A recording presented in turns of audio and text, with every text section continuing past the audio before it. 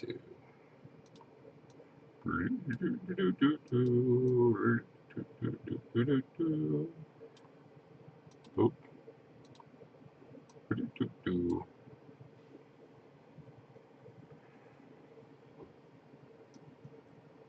Hello, hello.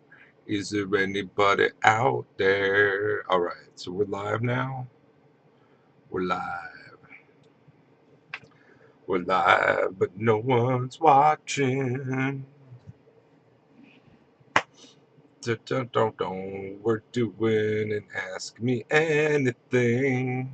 I'm just gonna put it out there and see what I get. Could I get us something? I don't know. All right, everybody. My name's Ken, aka Captain Trips. I'm an author and a game dev. Um, yeah, this is my webpage right here. It's kenpoirier.com, and you can check it out if you want to know more about me. But I'm here to answer some questions for anybody out there who might care to ask a guy like me some questions. So, as you can see, my website's broken up into three parts: science, art, and gaming. That's right. So, science, I have degrees in information technology, mathematics, artificial intelligence, computer science, with a heavy study on natural language processing, and um, and neurology, right? Human brain. So I know all sorts of things about the human brain. Um, Art, I do a lot of art, mainly focusing on writing right now. I used to be more focused on film and theater, and particularly uh, circus, vaudeville, and wrestling. And I also make music. So, you know, idiot savant. All right. Gaming. So, been making games since I was 7 years old, originally on the Apple IIe. I got a couple projects going on right now. One is the Super Ghostbusters Mega Evolution fan game, which is a free download. You can download and try that out and tell me what you think. Um, I used to have a gaming company called Legendary Power where we made a bunch of games and mods. And when I stepped down as president, I made the web designer. I handed over the presidency to the web designer, who then got drunk and destroyed the website. Um, so the website's gone, but you can still download pretty much all the games. They're mirrored all over the internet, and you can find links on my website, even though our Legendary Power site is gone. I just don't feel like redesigning the website from scratch, because not only did he get drunk, he also deleted all the um, and destroy the website. He also deleted all the backups. So yeah, that was a bad call on my part. Seems almost like it was on purpose. Hmm. Uh, Xbox 360. Yes, I used to work on the Xbox 360 for about 2 years. Worked on Project Connect, which was, yes, the Connect was Connect. I like the Connect. It's just, um, the problem with Connect is the same problem with virtual reality and all of these kind of new technologies and gaming coming out, is that you have to have a lot of money. You have to have a lot of time. You have to have a lot of money to make the investment worthwhile. The Connect, you needed a large room, which most people who play video games because they do not have a large room. Um, but yes, these are all the games that I worked on while I was working um, as a third-party contractor for Xbox. Did some video game journalism. But yeah. So anyway, that's the basics. So that's the breakdown.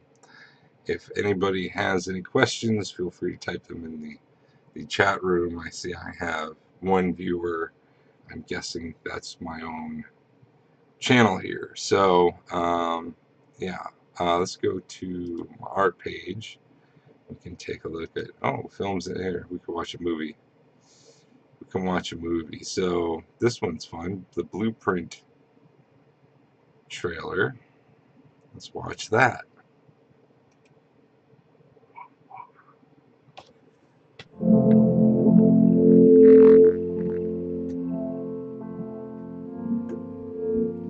There's something magical that happens when you get away from the city. When you put your feet on the ground, the actual ground, it grounds you. Americans have become too disconnected from nature, from our food, from the earth. We live machine lives in a machine world. Cogs to be used, discarded, and replaced. But there is a movement to return to the land, return to humanity, to be part of a world instead of just part of the system. If you want to be part of that movement, we'll show you how. This is Blueprint.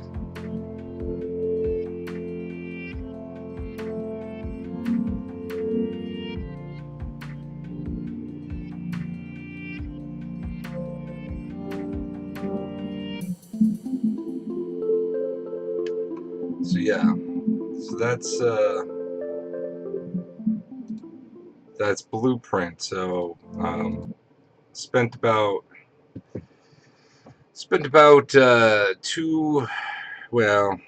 year. Spent about a year traveling around the country, going to different farms all over the United States. Shot a bunch of footage, and it's just just not enough funding. I wish that more people were interested in sort of this back to nature thing. But the thing is, people who are interested in the back to nature thing are poor people, because for them, the only reason why people want to go back to nature is because the monetary world isn't working for them. So none of those people wanted to give any money, because they didn't have any, and the people who have money have no interest in it. So it's one of the hard things about documentaries. Yeah. Here's another short segment.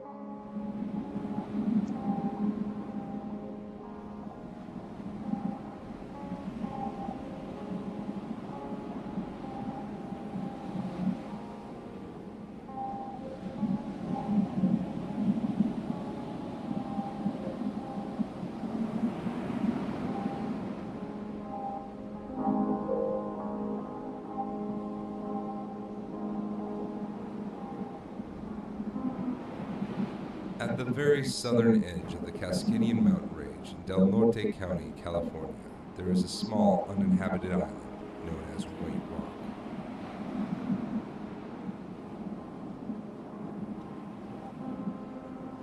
Rock. Uninhabited, that is, by humans.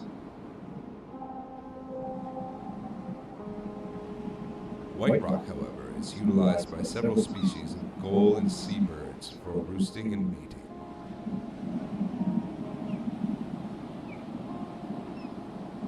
White Rock is part of a collection of small islands that are vital to the surrounding ecosystem and have been under protection from development and disturbance since the 1980s. The birds could not be happier with the situation.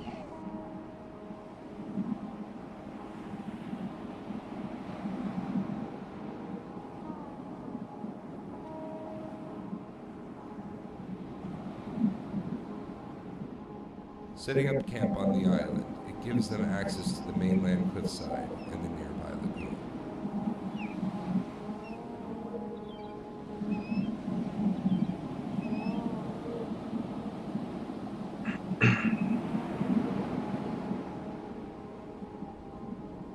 The only dangers the birds face is becoming too greedy and trying to snatch mollusks, sea plants, and other treats that wash up on smaller rocks nearby.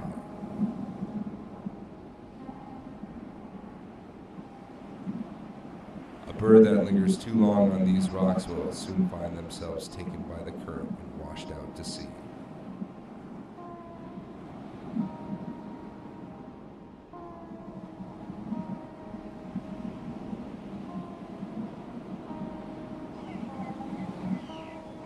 But this is a rare occurrence. When not sleeping, mating, or foraging, the birds spend their time gliding along the updraft caused by the Pacific Ocean's great surf.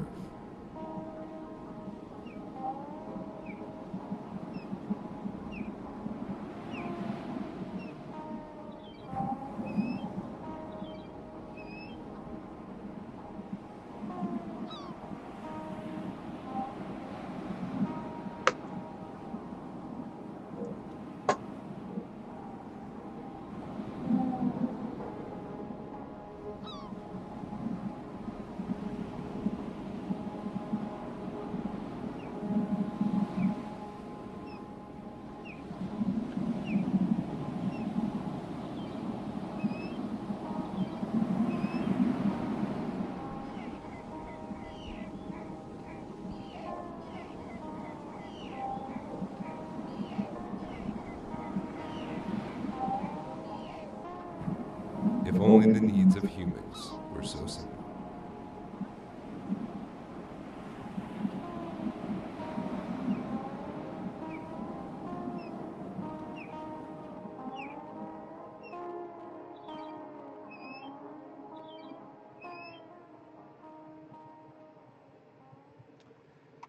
So yeah, that was just a little.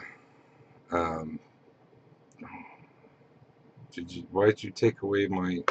You took away my thing. I have to press the escape button. So yeah, so that was just a little side trip while we were in between farms. We went on a little nature trail and we found this weird rock with a bunch of birds on it. And I was like, oh, that's cool. I started filming it, and then later on I looked up what it was, and and it's actually, yeah, it's a protected wildlife sanctuary, which is pretty cool if you ask me. That's what happens when you go off the beaten path. Um, so yes. Yeah. So fan edits. This is a thing I do. I make lots of fan edits. Don't know if I can show those on Twitch though, because it uses copyrighted material. But if you go to my webpage, you can check that out. Pop Goes Samurai is a little short that I did. I had some money left over from a movie I was making and some leftover film, and I was like, let's do this little short. I'm not gonna play it right now, but it's fun. It's a commentary on the cultural appropriation of Western appropriating the East. Let's see. Yeah. Yeah, I got some other stuff there, but let's go back to art. Music. I'm not gonna play you my music right now. Let's go to writing. So, Love and Hamburgers. This is a yearly novella I do. So I do one novella per year in this series. So last year I put out the first novella, Love and Hamburgers. Actually, it's the Rick and Liz Saga is the name of the series. But Love and Hamburgers is the first book. It's about a girl who can see the future, and so which she dislikes. So she stops her ability to see the future by drinking alcohol. And in being drunk, she runs into another. Um, they, they're both kind of alcoholics. Another drunk drinker named Rick, and they set off on a road trip across country from Indiana to Los Angeles to eat In-N-Out Burger, but in the book it's called Out and About Burger. And then this is a temporary cover. I have to get my model and start shooting the next cover. But Music and Magic um, coming out. So when I live write these on Wattpad, it starts in October and then goes to February. So Valentine's Day. So the goal is to have the novella in print by Valentine's Day, starting in October. I've already started writing and outlining Music and Magic. Um, I get my rough draft and then put out a chapter every week, starting in October. So the second book is Music and Magic, and that's about their adventures in Los Angeles. Fake Tattoos was originally, it was supposed to be a one-off book, but it ended up being a series. I'm working on the second book right now, but this is a horror urban fantasy novella. Um, Although a lot of people say it's just literary fiction. Um, who am I? Who am I to judge? What they say. The customer's always right. Um, but yeah, this is about a writer who's dying of poverty um, because his last book was really not good. Um, it wasn't bad. It was just not good. And so he's trying to write another book so that he can not die. And it takes him on down a dark path as um, he cannot achieve what he wants through the mundane world, so he ends up being pulled into the spiritual world. The second book, which I'm working on right now, and you can read it as it comes. I don't put out chapters regularly, but you can read chapters as they come out on Wattpad. Um, so the second book is Lee's God and the Witches, and it follows. This is the story of the mother of the heroine of the first book, and what she went through to give birth to the heroine, um, and kind of the story of that family.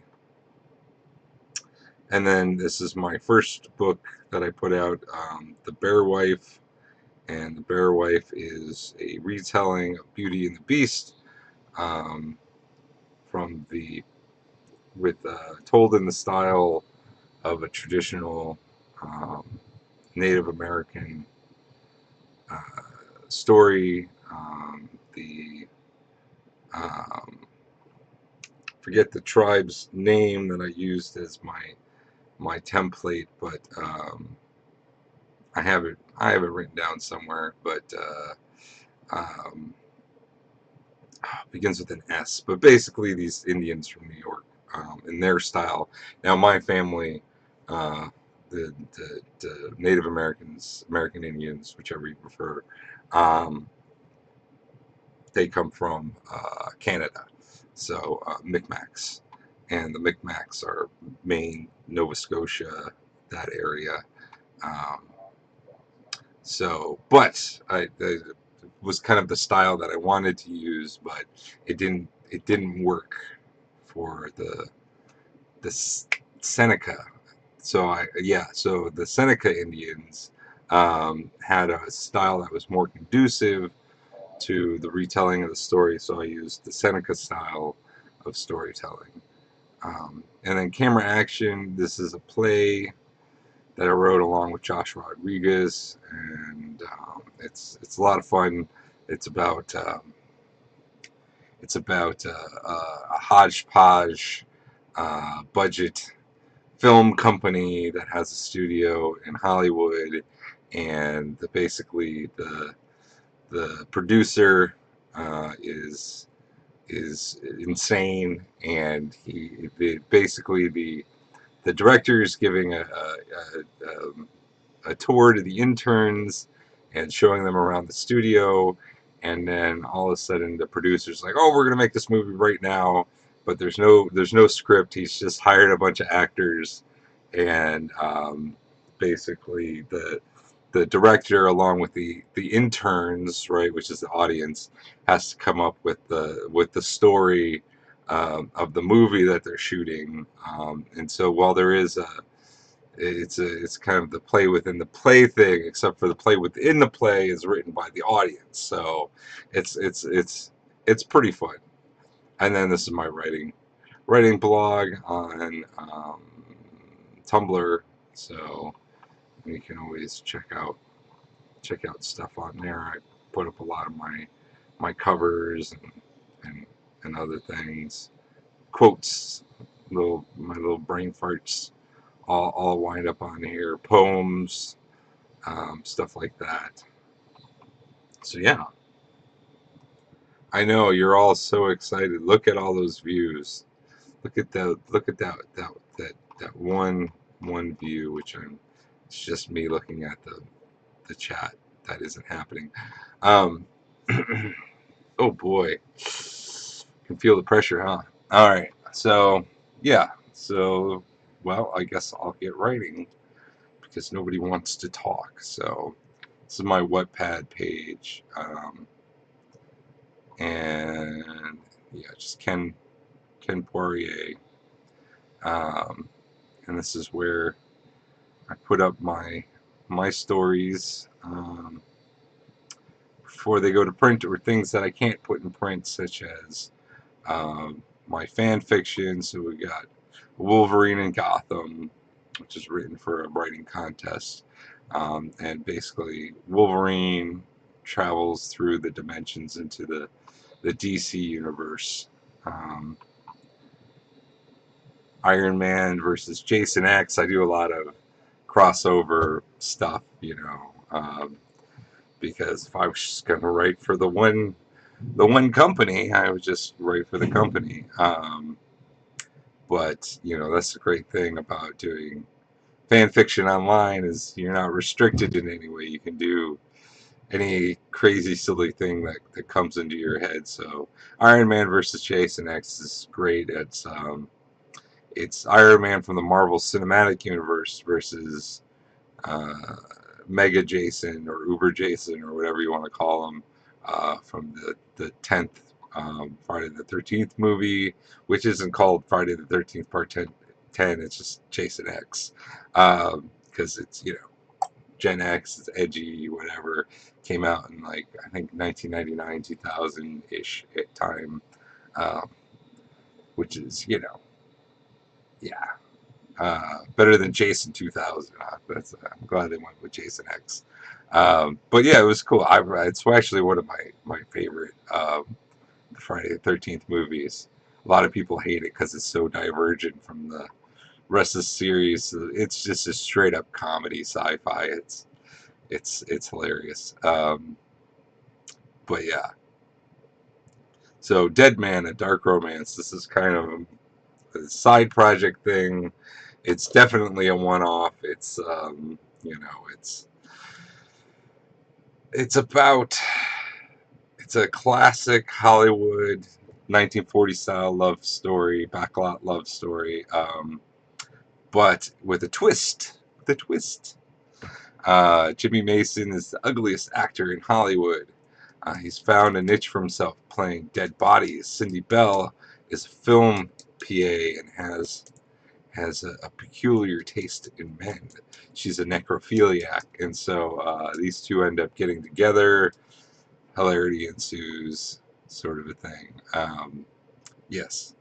So, and then novel writing, Rogue Scientist Guide to Novel Writing. The Rogue Scientist Guide is my nonfiction series, so whenever I want to do a subject, It's the Rogue Scientist's Guide to blah blah blah. So novel writing, this is a work in progress as I'm kind of getting these rules to how to write a novel, compiling what different editors and writers out there are saying. I compile it into this book, and people seem to like it. So it hasn't had a lot of reads, but everybody who has read it has said it's been very helpful. So, uh, yeah. So, and this is stuff that's in the works. But yeah. So there you go. Let's go ahead and work on something. So Wattpad, I really like Wattpad. Um, I was the I don't know if yeah, I guess homeless is the word. So for the past 2 years, ever since I graduated college, I was I decided, oh, I'm going to go into the computer science field and make lots of money. Well, funny enough, there's an oversaturation of labor in the computer science field because everybody's like, oh, we need blah blah blah computer scientists, but now there's so many people who went to school for computer science that it's basically there's no longer a shortage, right? So it's it's not what you know that makes money, it's what people don't know that makes money, right? So the fewer computer scientists there are, um, the more money you're going to make as a computer scientist, right? So back in the 90s, you had even like the remote inkling of how to program. You could pretty much get into some entry level position where you could, um, you know, uh, uh, you would be trained, develop your skills, advance, so on and so forth. Nowadays, so many people, I mean, it's taught in high school, in grade school. Um, so pretty much everybody knows how to develop the website and build an app and do all these things today. Um, so it's nothing really. Eh, there's no way to shine out from a very large crowd, and basically the only work offers I was getting was in security, NSA kind of stuff. Not directly the NSA, but these companies that the NSA outsources to. When I went to this was my big mistake, is going to Indiana University, and now Indiana University is certainly a fine college if you want to learn stuff, especially cognitive studies, which was really what my focus was. Even though my degree isn't in cognitive studies, I was studying psychology and computer science separately, in order to maximize. When I go to school, I go to school to learn things. I don't, the particular degree I have is not important. So technically, my degree is in mathematics, while my associates and minors are in computer science, information technology, um, psychology, neurology, um, and yeah. So all these security firms, the number one donator to Indiana University is DARPA. DARPA. And so the number one hiring person out of Indiana University is, surprise, surprise, DARPA. And I'm sorry, I have moral objections. I couldn't do it. And so this is my big advice when choosing a college is to look at who is funding that college, right? So if you want to get into the film industry, don't go to school anywhere other than UCLA, or something here in the Hollywood area, right? Because if you go to school here, USC, UCLA, these schools, if you go to school here, you will your professors will be people who work in the movie industry, and if they like your stuff, they'll hire you. Um, Maybe even before you graduate. You know, so it's very, very, important which school you choose. Look at how is the industry related to that school. I went to Indiana University because they had the purportedly the best programs for artificial intelligence, neurology, these things that I was interested in. And while I was there, I learned a great deal. But um, it didn't help me get a job at all. And so that's part of the reason why after college, as I was applying to different jobs around the country, I went to, I started doing this farm documentary. So I'm on the road, I'm traveling, going to farms, I'm staying on these farms for about a year with my friend Joelle. While I'm applying to all these jobs, she was kind of in the same position, um, trying to figure out what she wanted to do with her life. And so it was a way to take a nice little break. We had a little bit of savings, whatever. Um, I think overall we probably spent $6,000 traveling around the country and filming this documentary, and which is that's not bad. I mean, two people traveling for a year on six K. Um, yeah, we were fortunate enough to have very low gas prices at the time. That's what happens when you're in a big election year, lame duck year. Great year for gas prices. Um, Nobody wants to be the party with high gas prices, at least not in the election year. Um, and so, but even dollar a gallon gas could not help the poor Democratic Party, I'm afraid. Um, just think we could have Bernie Sanders as president right now. I shouldn't talk about politics. I don't know. Everybody loves talking about politics. I hate talking about it, but I'm sorry. If Bernie Sanders won the Democratic nomination, he would be president right now instead of Donald Trump. I swear to God. A lot of people were pissed at the Democratic Party for railroading in Hillary. Lack of trust. Trust is important with your base.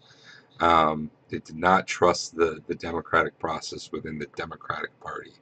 That's pretty sad. Um, just think of the world we could be living in right now. Anyway, so I didn't vote. I didn't vote in the election. I was traditionally a libertarian, but I didn't like Gary Johnson.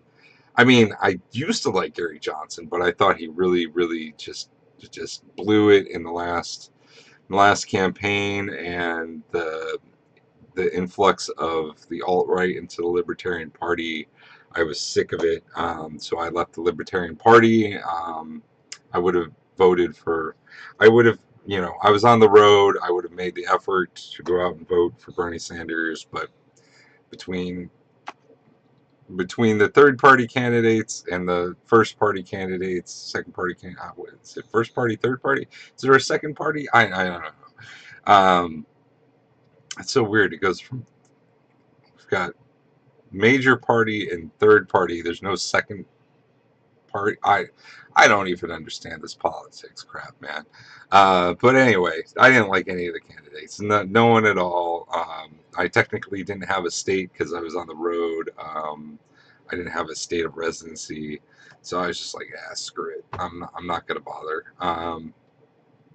I don't think it would have made a difference anyway, because apparently, as we saw, the popular vote had nothing to do with anything anyway. So, damn these, whoever was the a-hole came up with fireproof cigarettes. I don't know, but goddamn. Anyway, I got way off track here. So, what was I talking about? Oh yeah. So after we were done with the farm tour, uh, I was in Washington at the time, and if you're not familiar with Washington, it's a mess. Washington State, and Amazon's to blame for most of it. And I feel bad that I'm publishing my books through Amazon, but I don't really have much. There's not a lot of options. It's Amazon or Lulu. I'm sorry, but Lulu, it's trash. It really is. Lulu is such trash. Um, which pretty much leaves Amazon. And so, yeah, even though Amazon destroyed Seattle, the city I loved, um, I have to publish through them. It's just nothing else is economically feasible, um, which is a big problem with our world today. A lot of things aren't economically feasible anymore. Got monopolies all over the place. Yeah. So yes, so ex-libertarian. I'm now a devout socialist. One love, one love. So because I was always a socialist libertarian. I always believed that you had to have a balance between the what's the the balance between the Keynesian and the laissez-faire economics. The But I've been swinging much more towards the left because of how completely screwed up our country is, and having been somebody who studied computer science, who studied artificial intelligence, who understands how evolved artificial intelligence is, and understands how quickly we're going to be um, bleeding jobs. And in the world, planet Earth is going to be bleeding jobs like crazy over the next 20, 30 years. 30 years from now, it's going to be a lot of people without jobs. And we need to start shifting towards a post-job economy. Because if not, this is the way it's going to go. And this is kind of what my book Fake Tattoos is about. Even though it's about horror and there's God and the devil, and vampires, witches, and all this other crap going on, most of it's about the economy. We've got we either have to go lean to the socialist and take care of people's basic human needs to be able to participate in society, or we got to go the other way, which I'd rather not, which is the way we seem to be going with this alt-right thing, where it's, kill off the useless eaters, let them starve to death, let them die of plague in the streets. Fucked up. So I'd rather swing left than let millions of people die. It's really your choices. So anyway, blah blah blah. So I was in Seattle and still trying to find work, still trying to find a job, not finding anything, and basically continuing to do the farm thing. Wound up in a farm down in California.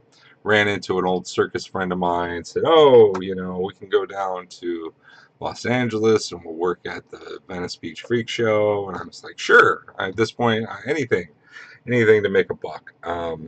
So go down to Los Angeles. And the Venice Beach Freak Show is closing because another tech firm, Snapchat, buying up all the property on the beach, raising up the prices in order to bolster their portfolio, because they're not making enough money off of their app, and destroying the economy. That's all these companies do is destroy the economy. They're real terrible. It's probably why it's hard for me to find work in the tech industry, because I think they're all destroying the economy, and I can't help it. I got to be vocal about it because we need the economy. We need to have some sort of economy, or else we're all gonna die. Um, so anyway, so I'm in LA and I'm homeless in LA, not getting any work, and I write fake tattoos, because I'm just losing my mind, not getting any work, working for these and the gig economy, which pays crap money, certainly not enough to keep a roof over your head. The only reason why I have a place now is because I managed to work my way into a squat.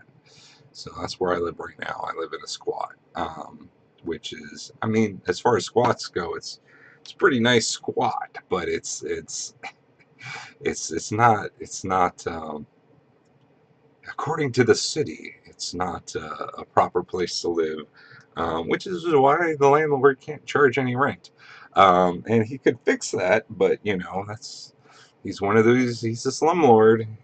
He's not going to do it. He's going to do anything but fix the fucking place. So anyway, till then, I got electricity. I got water. I got internet. So um, yeah, no complaints there. Roof over my head. It's been a nice change of pace. I've been here since um, October, uh, and I don't know how long it's going to last. Eventually, what's going to happen is either the landlord will fix up the place, in which case we'll have to start paying rent, which I'm okay with that. I'm not against paying rent. I wish I had more money to pay rent. In fact, I'd much rather have a job where I make enough money to pay rent than live in this place, but that hasn't happened yet. So I've been writing. This is what I've been doing, is spending my time writing books and hoping that that will take off. Which brings me back to why I was telling this freaking story. So Wattpad is great, because when I was homeless and I didn't have electricity, um, I had this, I had my laptop, which was great if I could find a place, plug in, get on the internet, get online, but I would write on my phone. So if I couldn't plug in my laptop and write, I would write on my phone. And they have Wattpad is on the phone, and so I could write my stories on here. Typing on the phone is not great. You can do the voice to text thing, but it's not that great either. But I get my rough story out. So I'd be out biking, doing deliveries for Postmates, um, which is another crap company. But I'm not gonna get into that. So when when in between jobs or whatever, or if I was out somewhere, I could just have an idea, whip out my phone, write down a chapter, um, or an outline for a chapter or part of a chapter or whatever, rough draft. And then when I was able to get to my laptop and get online, I go back, rewrite the chapter, fix it, and also this way, when like my laptop broke for, I had a bad hard drive, or not a bad hard drive, but a failing hard drive. And so, when Windows is trying to operate on a bad hard drive, it's bad. The computer stutters, crashes, does all these terrible things. And before my hard drive completely died, I had to stop using my laptop until I could save up enough money to get a new hard drive and transfer all the information over to the new hard drive. So for like 3 months there, I didn't even have a hard drive. So I would write on my phone, and then, because you don't have electricity and you can only charge off the car so much before you start fucking up your car.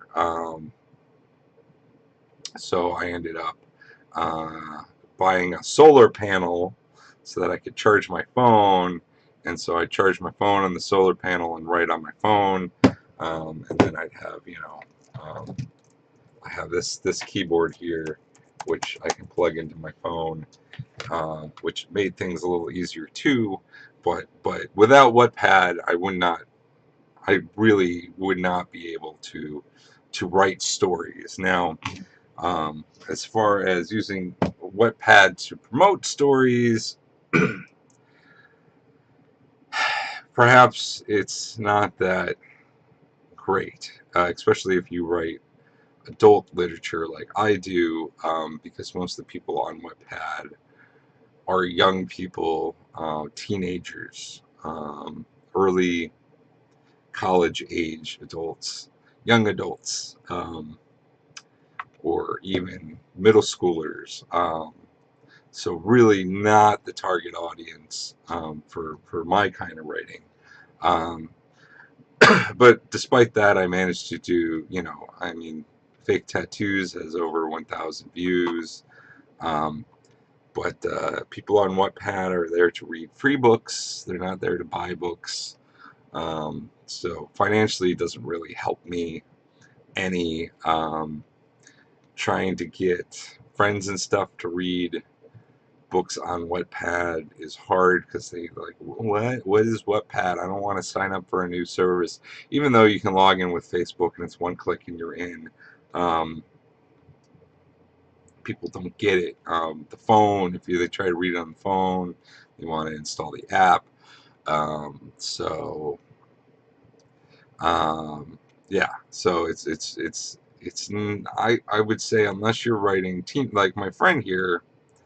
Um, let me open up. Let me open up her thing. Ugh, this mouse. The wheel on my mouse broke, so I'm using this battery powered Regina St. Clair. So she writes young adult fiction, and she does pretty well on Wattpad. And if you get enough views, and you become a featured book, then you can actually get some ad revenue, which is cool. But see, like, okay, The Ghost of Dark Hollows. This was a featured Wattpad book. If you aim your book at teen girls, you will do well on Wattpad. So this is 101K. That's 101,000 reads with 8,000 likes.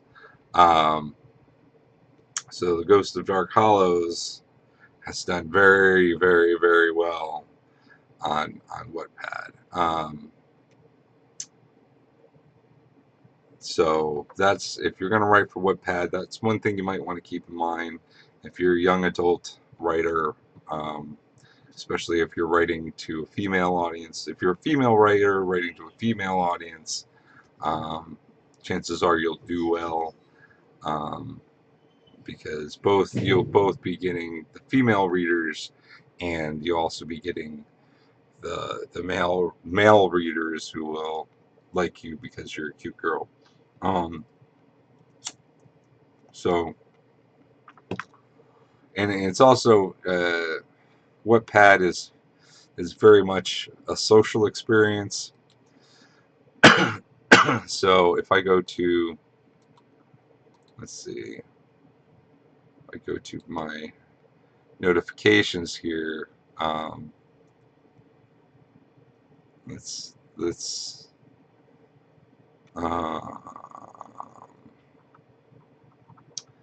find one of these threads, right? Mm. um, let's find one of these threads here. Scroll down, way down, because I unsubscribed because it was just, these things are such a mess. I want to show you how much here game changes, right? So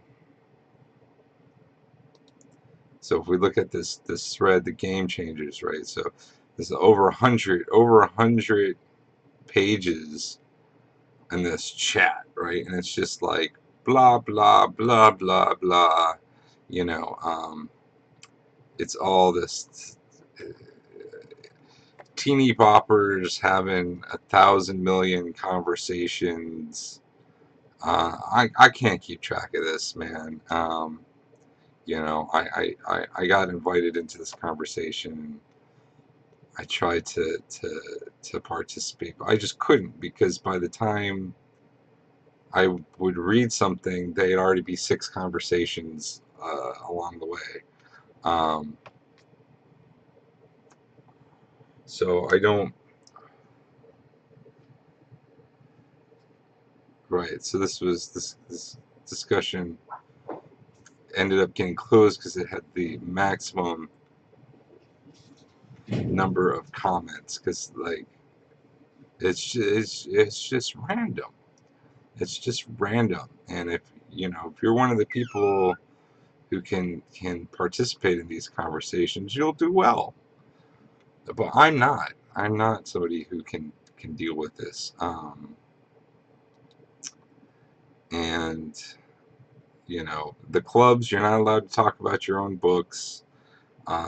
Which, if you're authors and you're trying to have a discussion about writing, meow, I already fed you, so I don't know what you're meowing about. You just want pets, huh?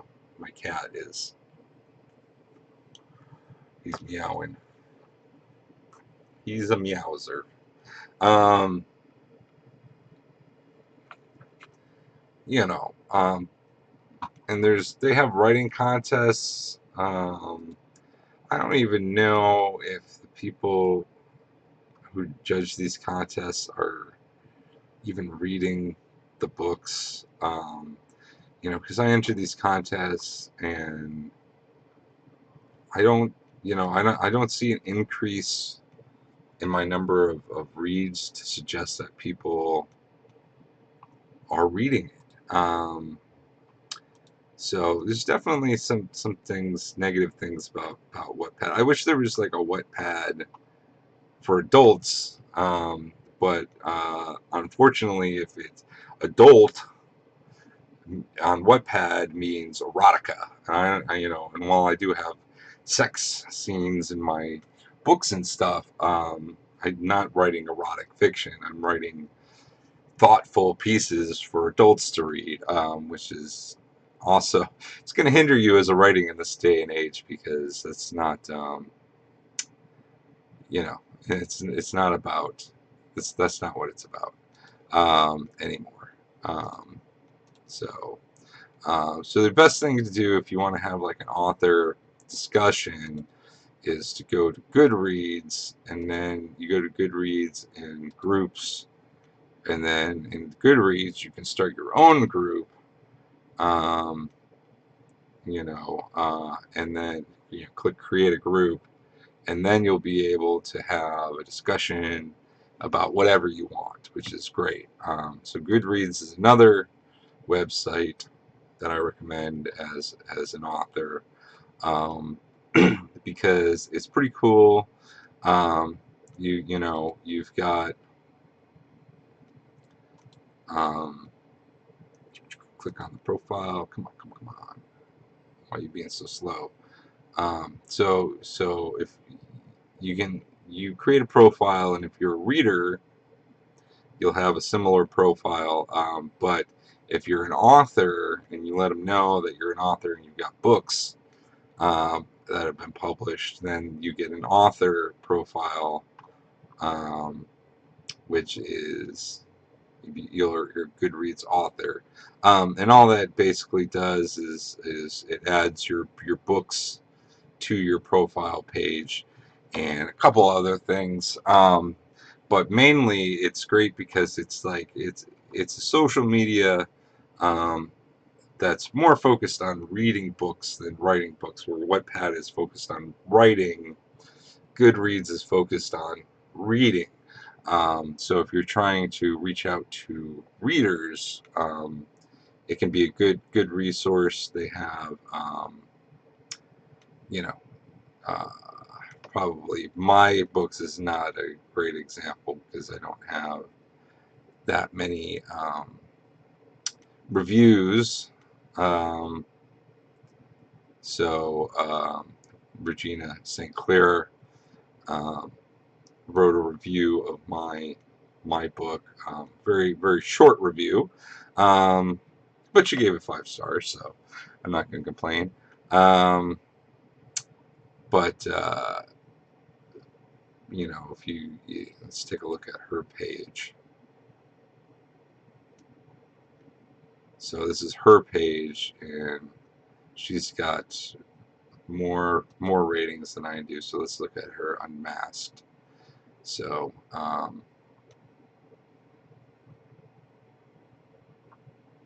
here we go, community reviews. So yeah, so here you can see, you can rate it, and you can get,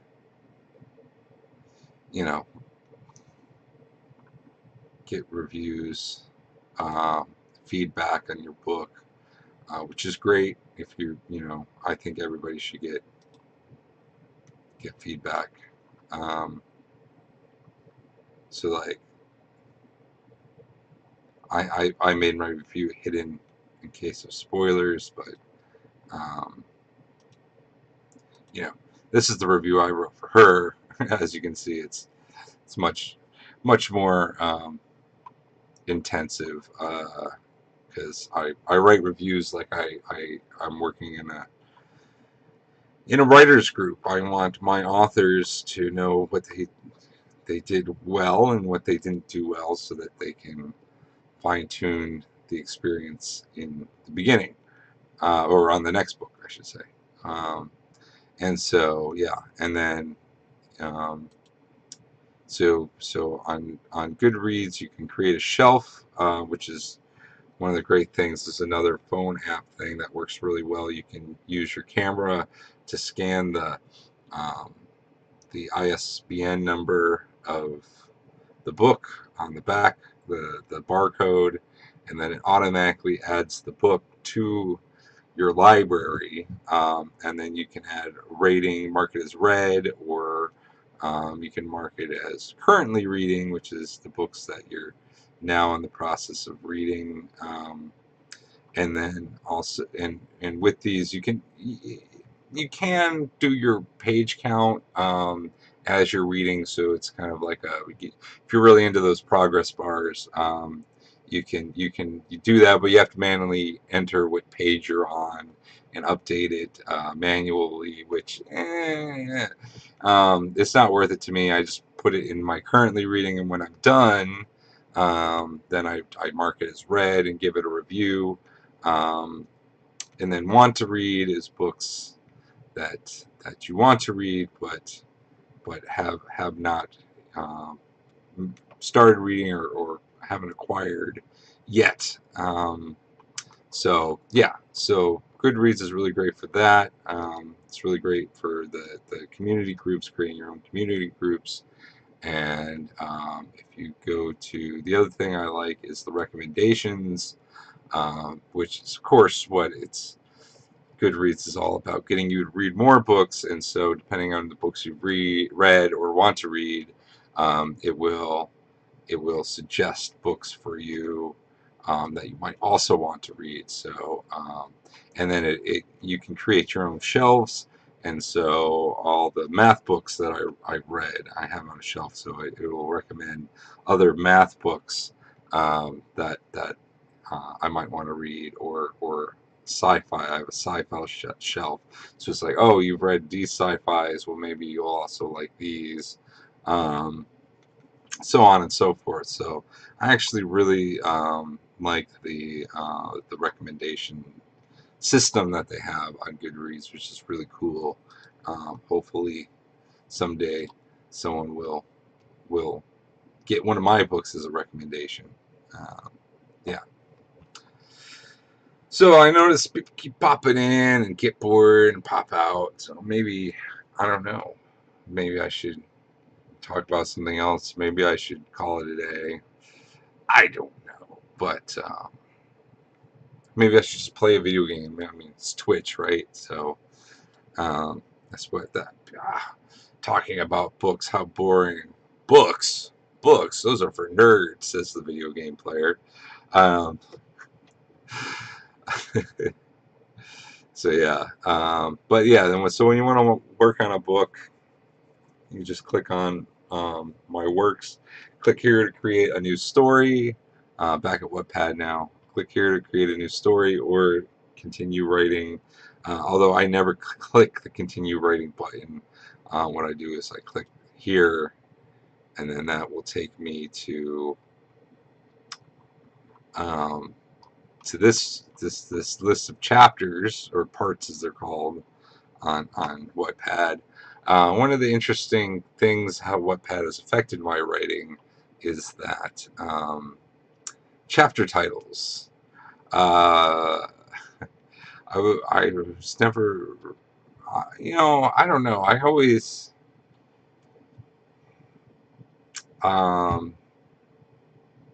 yeah, I don't know. I started doing chapter titles, I think mainly because of Wattpad, because you can move the chapters around, so it's not necessarily, you don't know that the chapters are going to be in any particular order if you're a pantser and you're just, which means you're writing without an outline. So you might not know what your chapters are. What I thought was chapter 1 of my fake tattoos ended up being chapter 13. Um, and so that's just how it works out sometimes. So yeah, so what I do is, I have a chapter outline, which is, my planned chapters with a brief description, and then the character map is a list of all the characters, so I don't get my characters confused. And then we have the chapters. So then when I want to write a new chapter, so the last chapter I wrote was 10 things God had to list, which is about the 10 Commandments. And then, so new part, and that'll create a new chapter. And we'll call this, see, in this chapter, we're going hiking into the woods. So we'll call this, see, Elise is going to go on a hike with Bobby in the woods. What's a good name for this? I like the chapter titles to inform the reader about something in the chapter they're about to read. So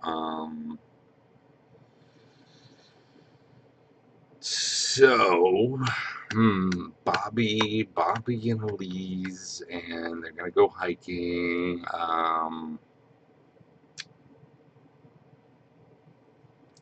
Well, we could call it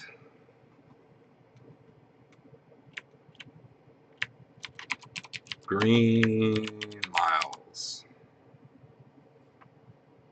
Not that great, but I can always change it later. So we'll call it Green Miles for now. That's another thing that happens is I'll go back and change the chapter titles later. So yes, when Elise woke,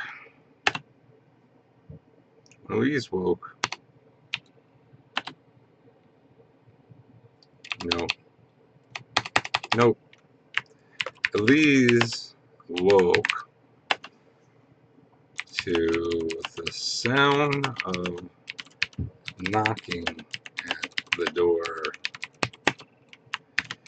It was still early, far too early to get up after the night she had had. Oh crap! I can't do that. Far too early.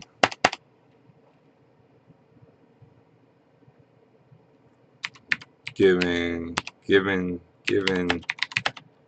the intensity of her hangover.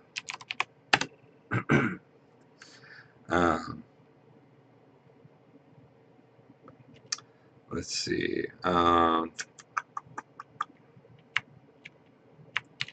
Chuck and Jill had long since left the pull-out bed and returned to their own bedroom.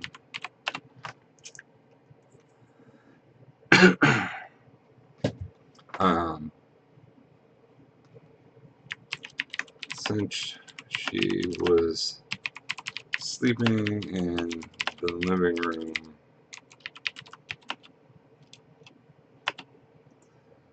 she would have to get up either way. Living room is 2 words. She threw on her robe and answered the door.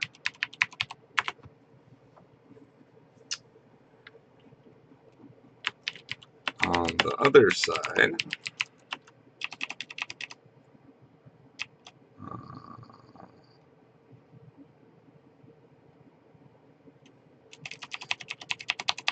no, it was Bobby. That works. It was Bobby. He was smiling and holding a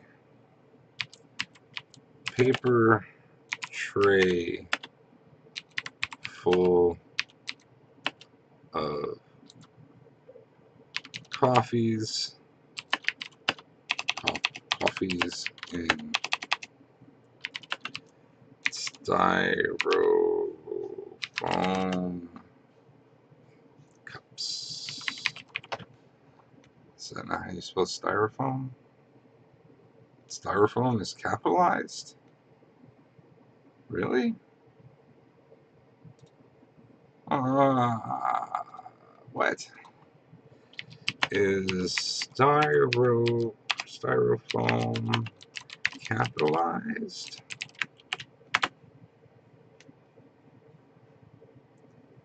Styrofoam is a type of polystyrene, a type of plastic foam that's light and often used to make takeout, which is usually capitalized because it's a proprietary name. It's a type of what? Okay, well, I guess it gets a capital letter. All right. Well, coffees in styrofoam cups.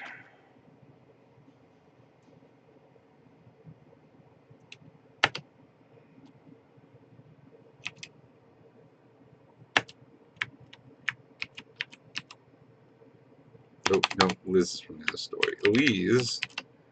Elise's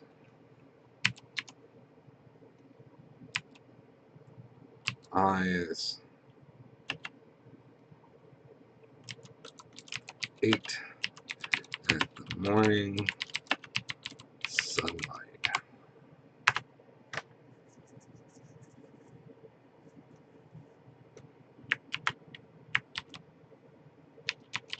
Morning.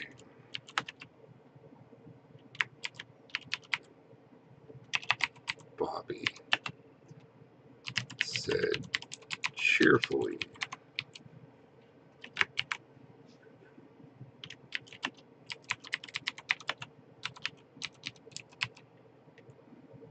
I brought coffee.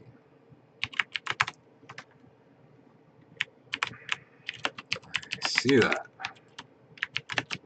said Elise. Um,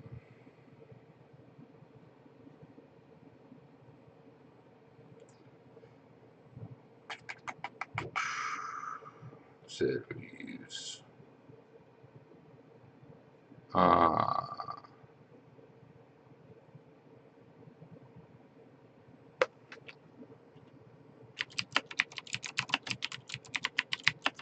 Is there something going on today?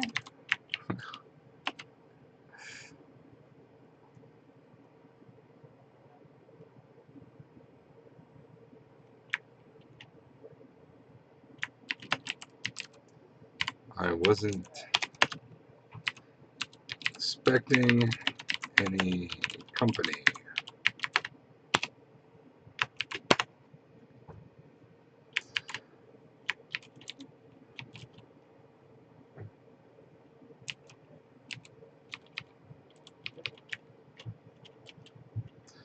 Well, I was hoping to talk you into going on a hike with me.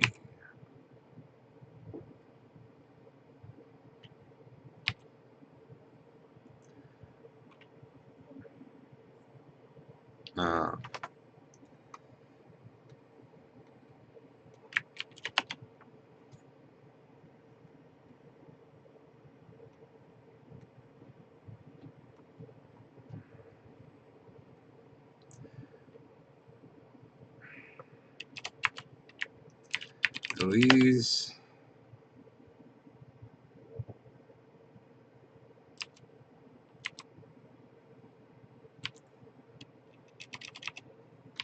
Elise noticed that in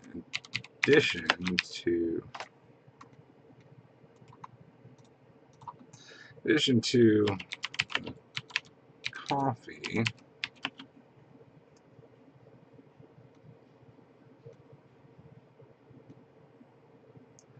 uh,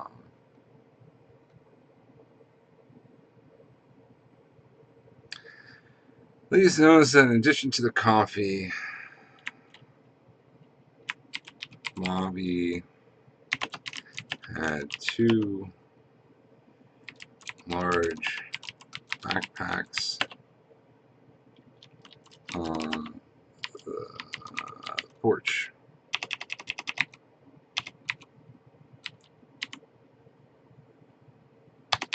On the landing.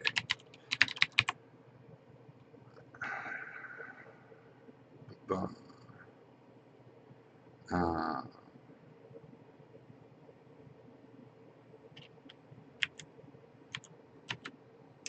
let's see.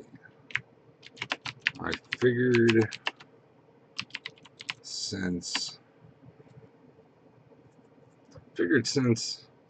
It was so nice out today.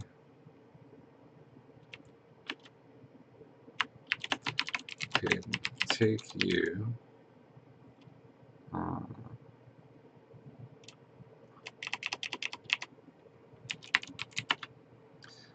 I would make the most of it.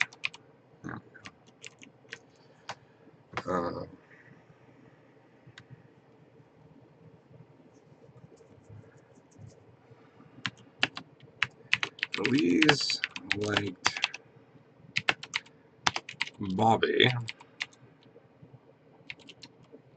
and she did want to get to know him better. She just wished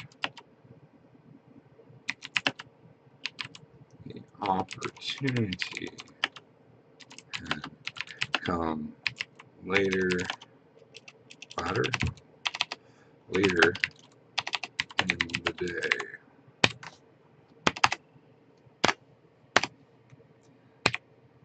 Dang my fat fingers.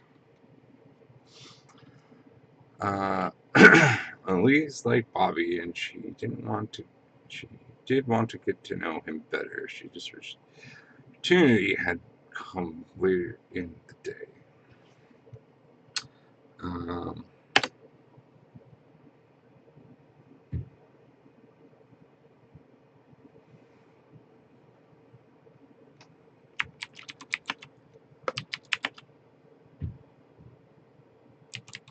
She was up now, so why not?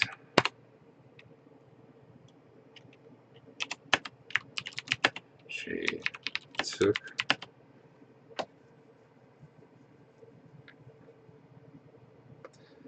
the tray of coffee from him.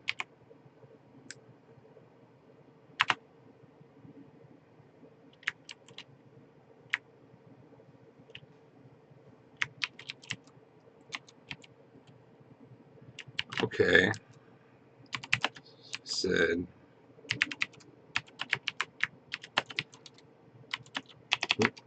I can do that. Give me a second to get dressed.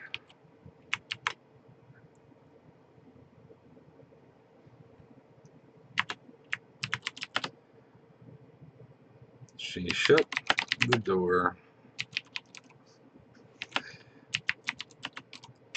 with Bobby still outside.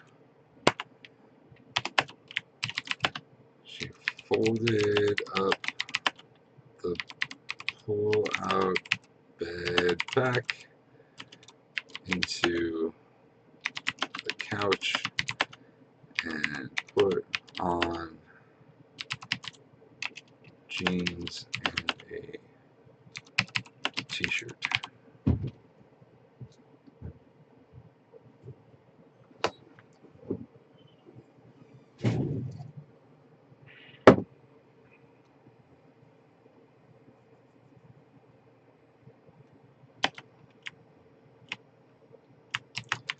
She grabbed one of the coffees along with her pack of cigarettes and stepped out onto the porch, onto the landing.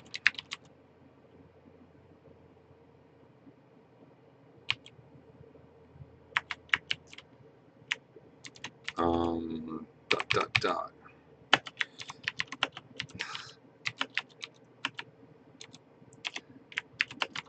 Get one of those coffees.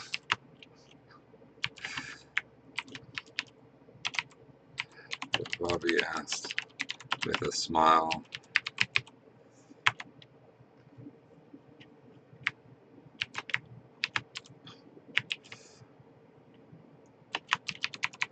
Oh, sorry.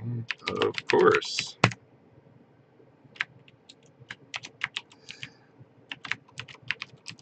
Wait.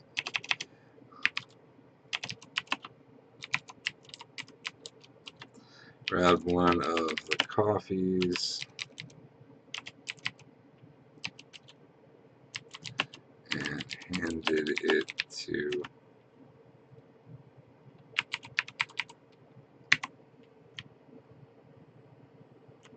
Lee's. Went back in and grabbed one of the coffees. Period. She handed it to Bobby.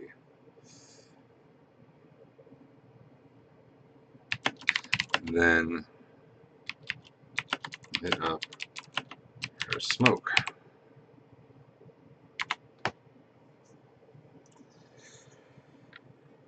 Oh. Mm, mm.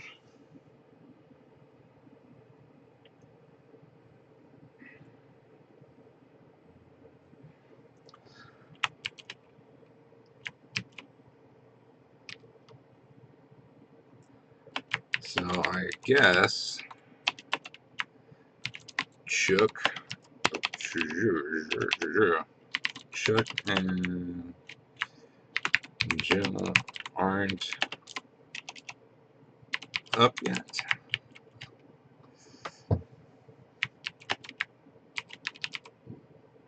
Bobby asked. Oh no. They won't be up for a while. We had a bit of a party last night.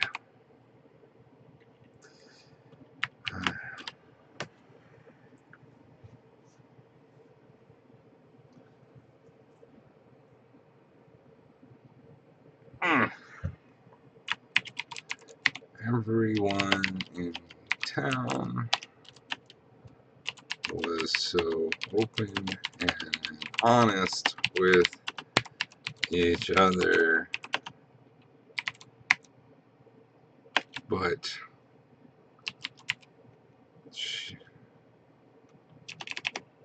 Elise felt it was best to leave out the details of her sexual escapades the night before.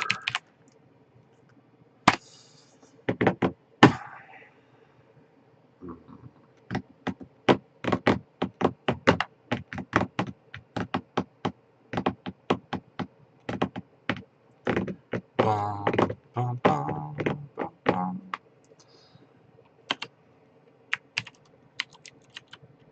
She didn't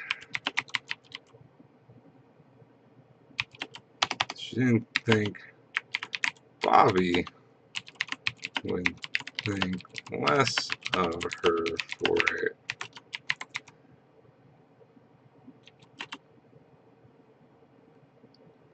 But she had her own reservations about the situation,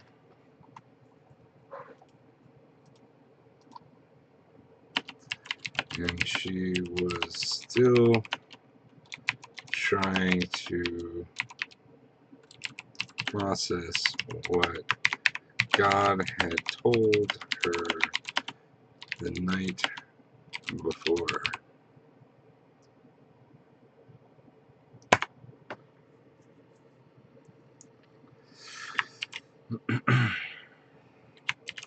What happened to your hand? Bobby said pointing to her bandage.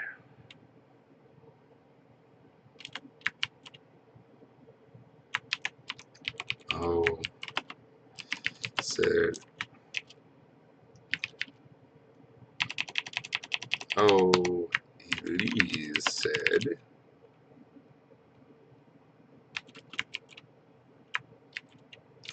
Icicle fell off the roof.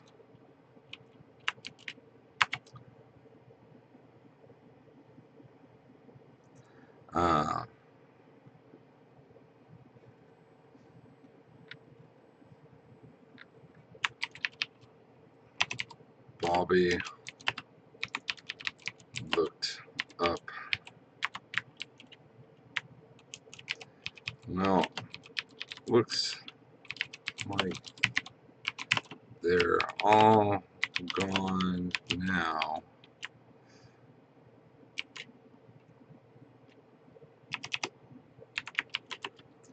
He said.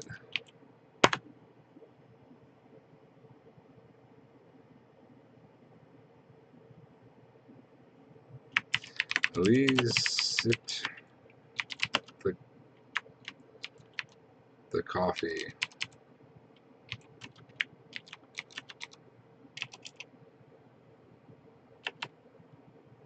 It was the same coffee she had been drinking for a month now from Zelda's diner.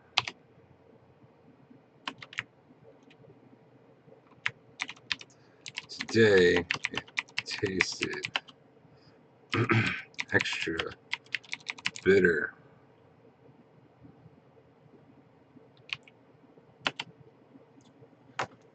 Today it tasted extra bitter.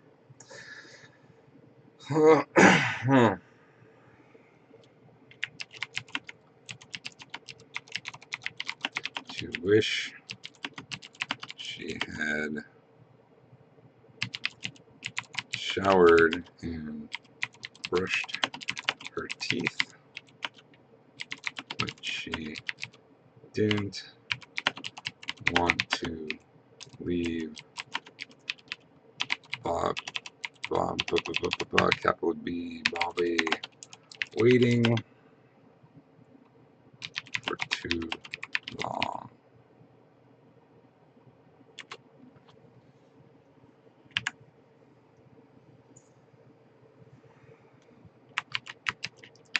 So,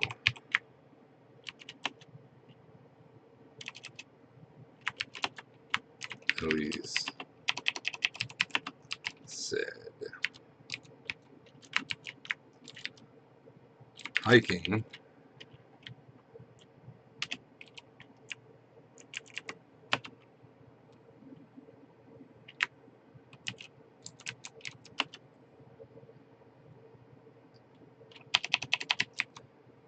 what's that about?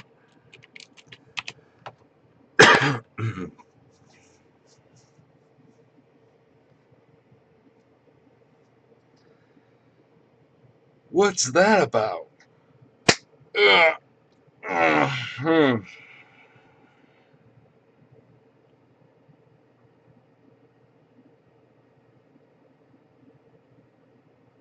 What is that about? Isn't the writing process exciting? Aren't you just thrilled to be watching this?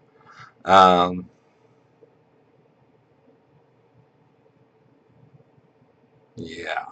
So what is that about? What is the hiking about?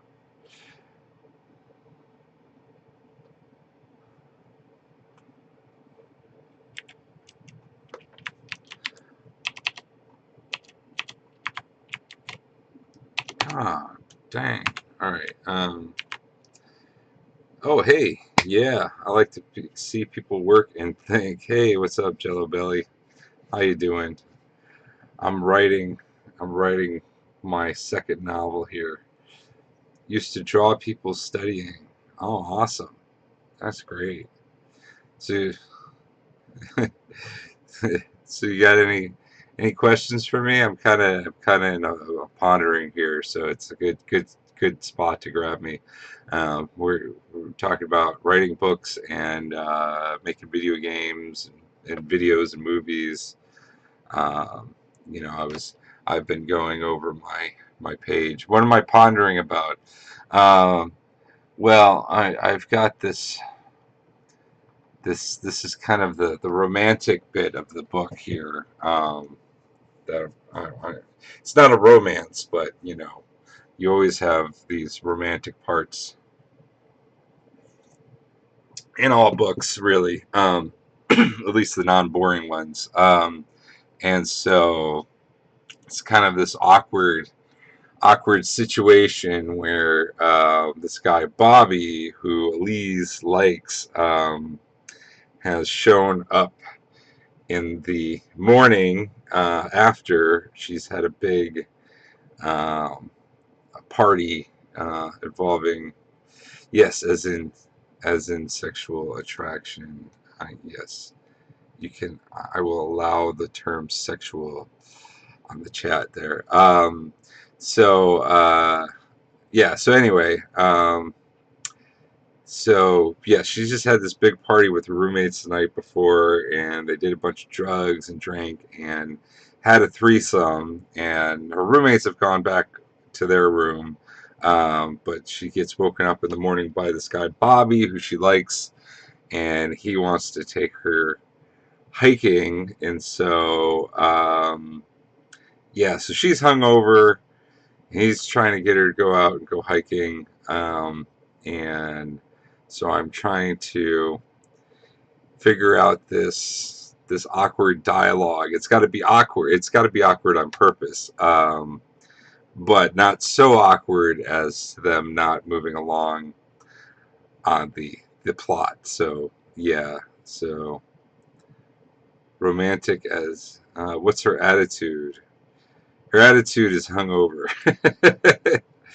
Is she a thought? I don't know. I don't know what the term thought means. Am I saying that right? Is it thought? Or is it thought? Thote? What's a thote? A thought. Oh, slut. No, I haven't. Um, thought. Okay. This is interesting. Where do you know the origins of that? Where did that? No, she's not conservative. I mean, she just did a bunch of cocaine and had a threesome the night before.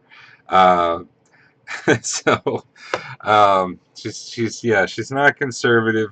They're this whole community she's in right now. They're liberal religious. So while they're all very religious minded, um, who but they're also very free spirited.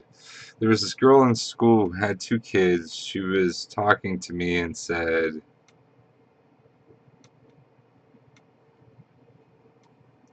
what? Oh my goodness, the suspense.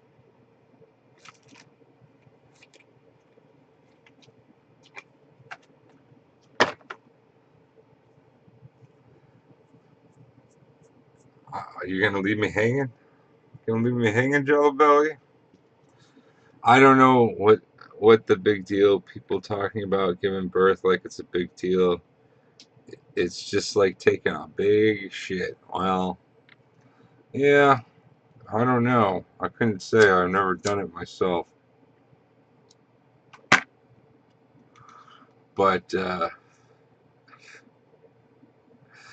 so if this girl is this girl, she would probably say to him something of the same. Um, no, I don't think she's not. She's not slutty. I mean, since the the the threesome the night before was only her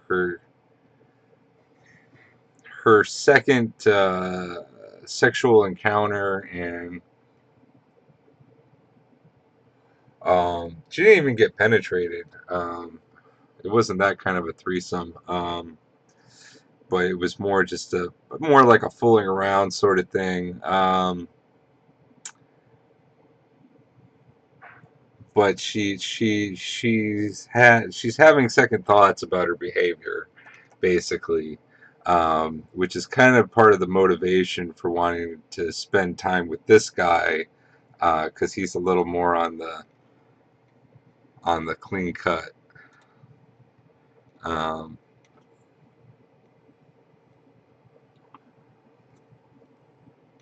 he's more of a clean cut sort of guy. I mean, he does drugs and stuff, but he's like he's kind of like the spiritual leader of the town. So he's a little more, I guess, put together than the other people in town, I guess. Um, so yeah, yeah, it's a weird story. So this girl, she's a witch. She has magic powers, but she also talks to God, kind of like George Burns style. I don't know if you've ever seen the George Burns God movies. Um, you could look back to the physical area. Ah, yeah, I like that. I like that. That's good. That's good. I like that. Thank you. Like criminals. Oh yeah. Yeah. So anyway, yeah. So she didn't really have problems with it at the time, but God gave her crap about it, and so now she's rethinking it. Um, so Elise said hiking. What's that about? It's just something I like to do in the winter when there aren't a bunch people around. Uh, Kind of like a tradition.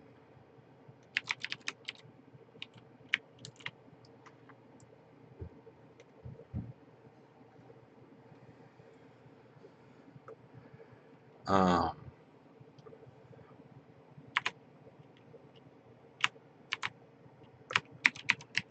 Traditions are good, Elise said.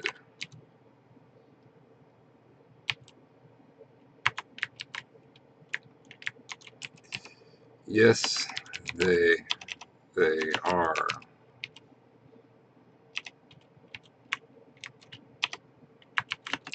said Bobby. Elise looked back, looked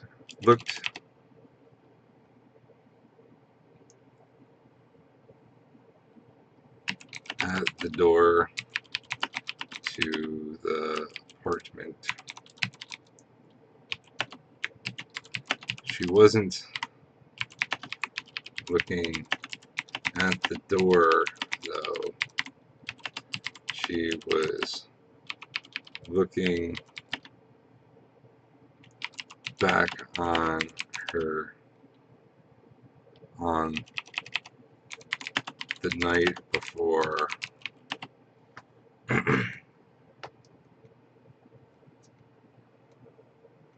she she was looking back on what God had said to her. Perhaps this was just what she needed.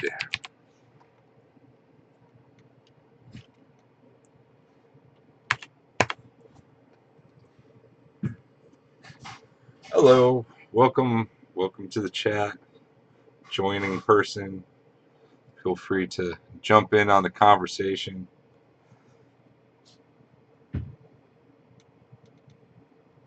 She was looking back to the night before and thought back to what God had said to her. Yeah, that's what. Um,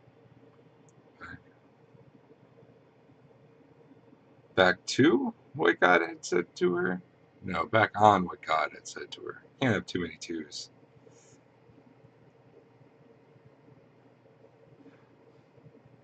And then said, "Yeah, let's do that."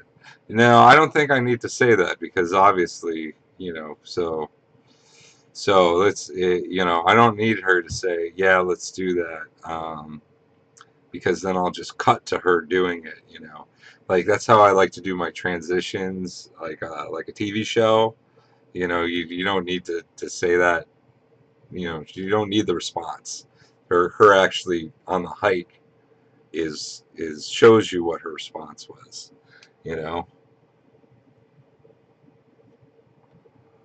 Um,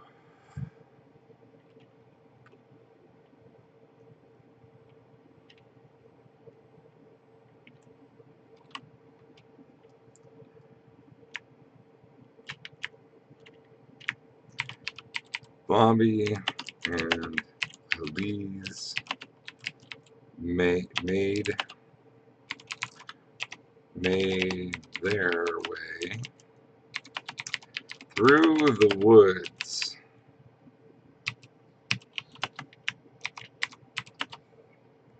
The backpack was particularly heavy.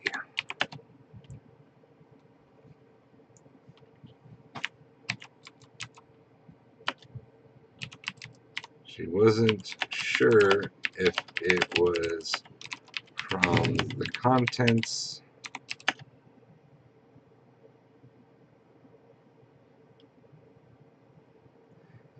Yes, it is a long hike. She wasn't sure if it was from the contents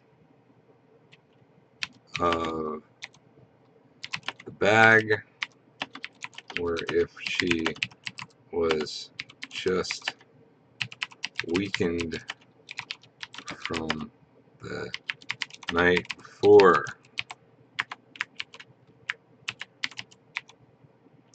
What's in this thing? Lead? She asked.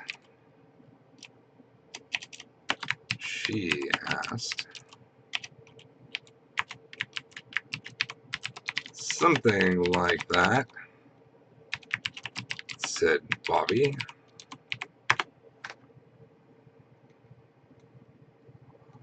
When I took girls on hikes, we never had packs. Well, they've got packs because there's something in the packs. That's necessary. And that's going to be a reveal here in a second. Now I knew they wouldn't be able to keep up. Well, man, I'll tell you, I'd end up wearing both packs. Well, you know what? Those are the kind of girls you don't take on hikes.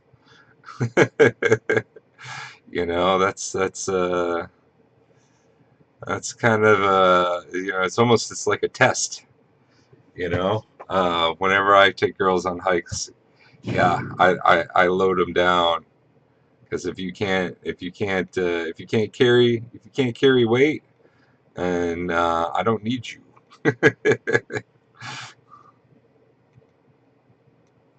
How do they get energy for sexing? Well, you know what? I don't know. Where are you from, Jello Belly? Because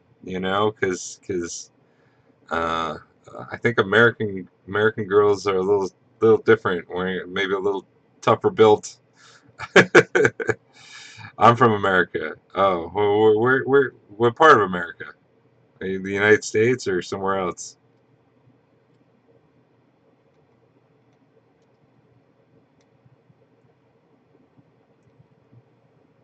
Girls the same all around, huh? U.S. Um,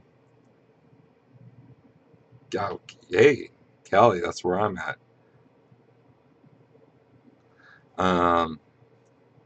Some Hawaii, some Utah. Yeah, well, man, I guess I just hang out with tougher chicks than you. You know, if a girl can't handle a little backpack, uh, she's not gonna be very durable in a relationship either. I mean, you carry her for one day, you'll be carrying her for your whole life. Who needs a girl like that? Not me.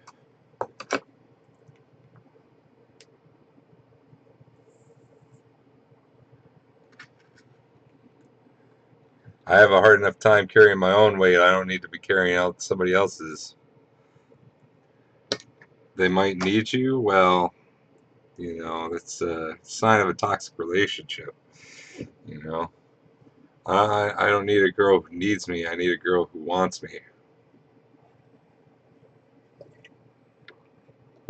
There's a big difference because if a girl who needs you, when she stops needing you, then she's gonna move on and go her own way. She's gonna if she needs something from if she doesn't need you and she's a girl who's with guys who she needs things from, she's just gonna move on to the next guy she needs something from. A backpack is no indication of any of those things. Mm, I don't know. I don't know, man. It's all the best relationships I've been in. The girl can carry her own bag. Maybe you just go on shorter hikes than I do. I don't know, but some of the hikes I go on last for days.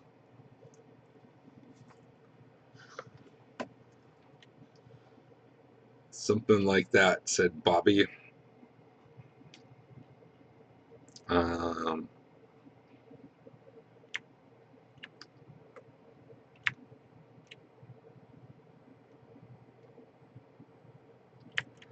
Plenty of fit girls in public eye are all divorced. Um,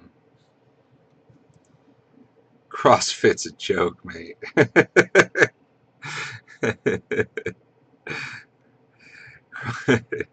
CrossFit ain't fit. That's just like a step above yoga.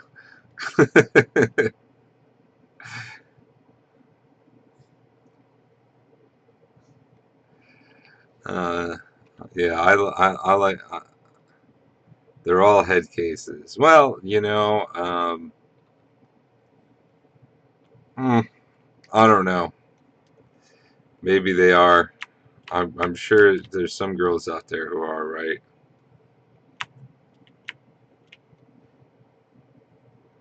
They do like 30. Well, it's easy to do 30 pull-ups when you only weigh 96 pounds.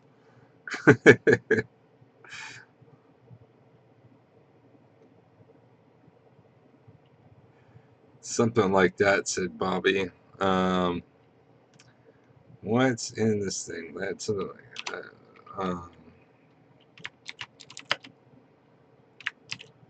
snow was melted. The snow was melted, but the trail was wet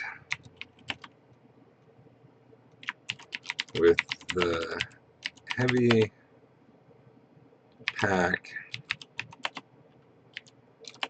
It was hard to keep the balance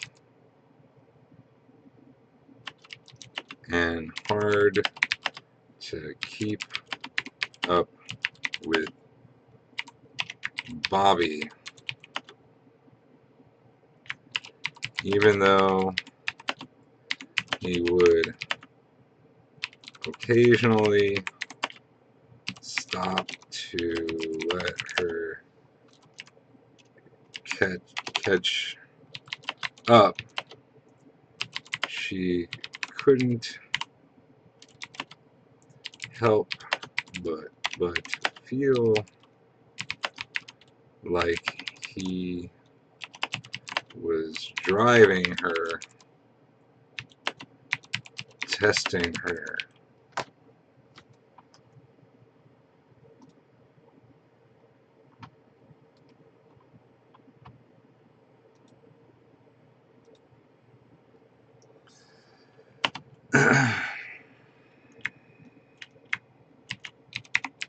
After marching for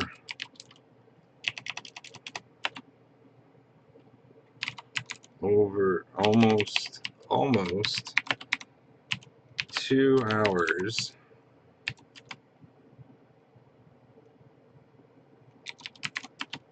they finally came to a stop deep in the woods.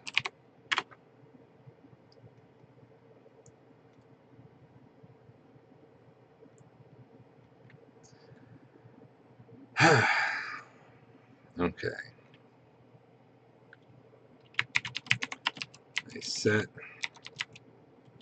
their packs down and took a seat on a fallen tree.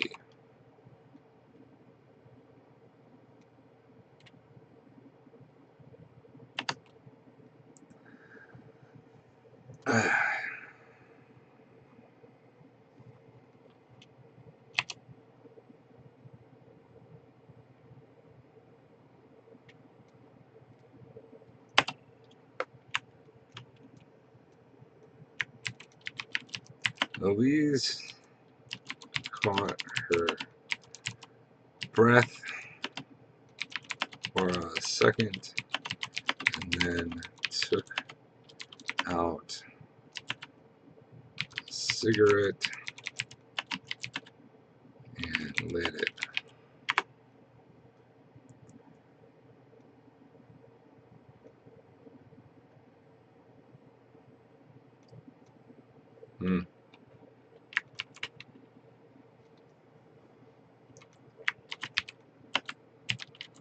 No wonder you can't keep up, Bobby said.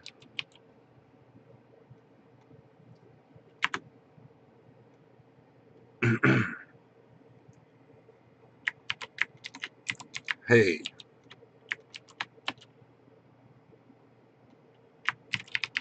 please. No. Hey,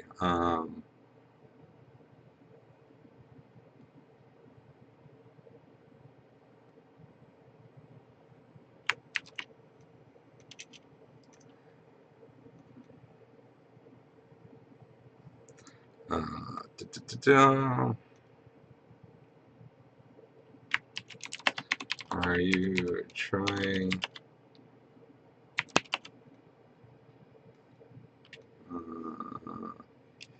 Hey, let's try. Hey,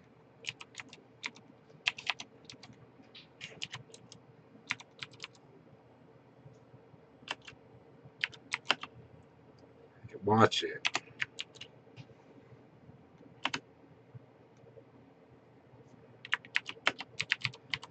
I didn't come out here to be insulted.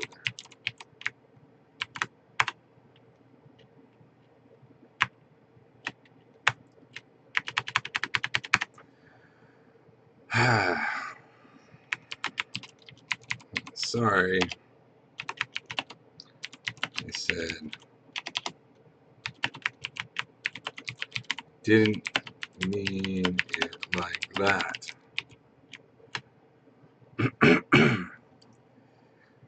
I didn't mean it like that.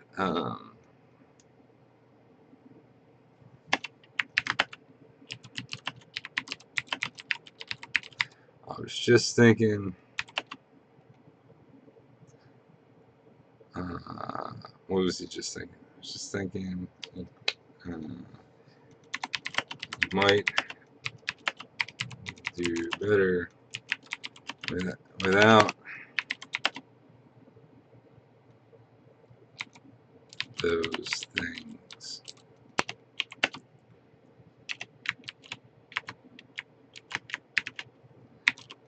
It's not like you don't smoke,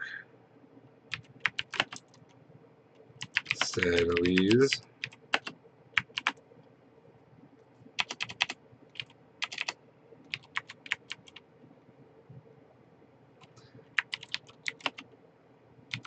Not cigarettes.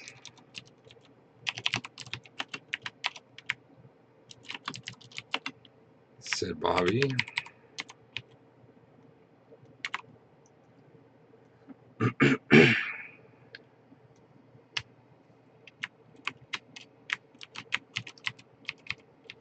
Well, shit, said Elise.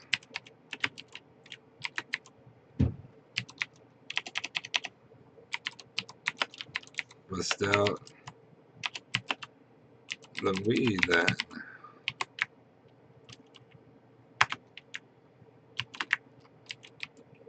Alright, said Bobby.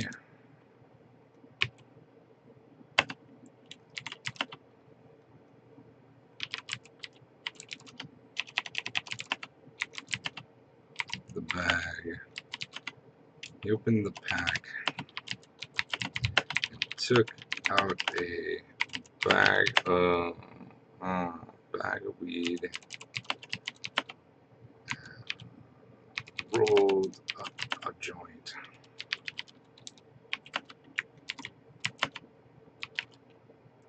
He lit it,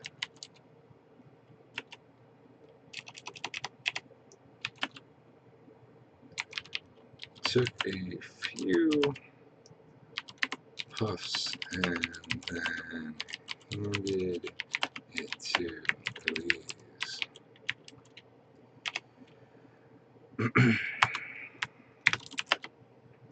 The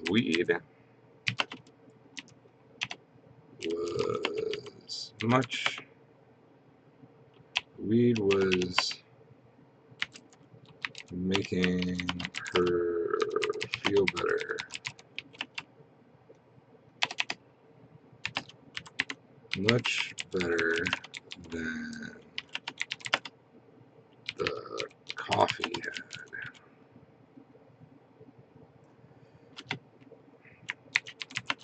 The soreness of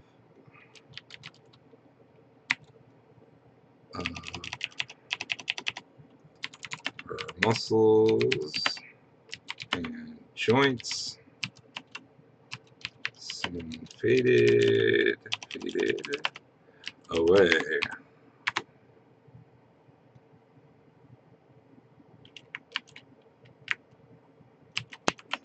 So what the hell are in these things anyway?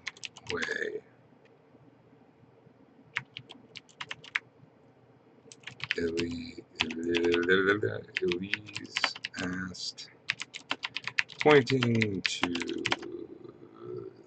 the backpack.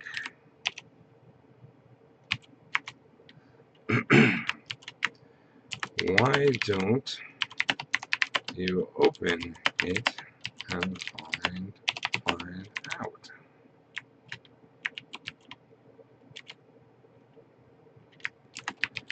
Elise opened the bag up and saw that it was full of chains.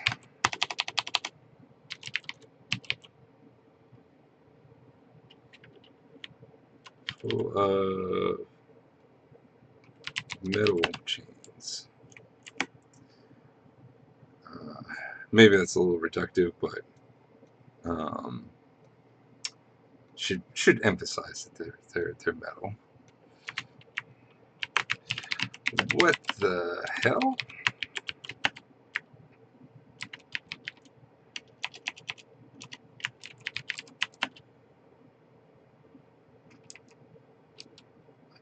Exclaimed.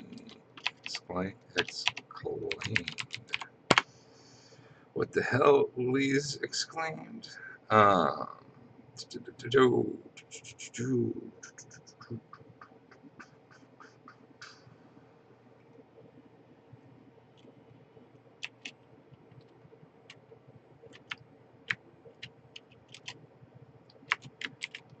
Bobby just laughed.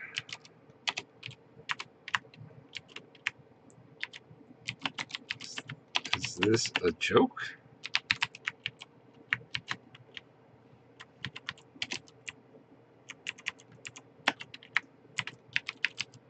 Louise asked. No.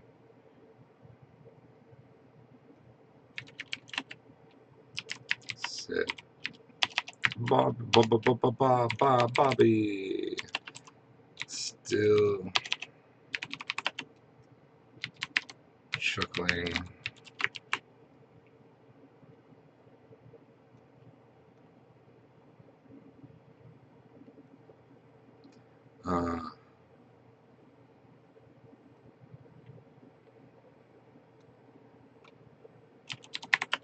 Why do you think needed help carrying them out here?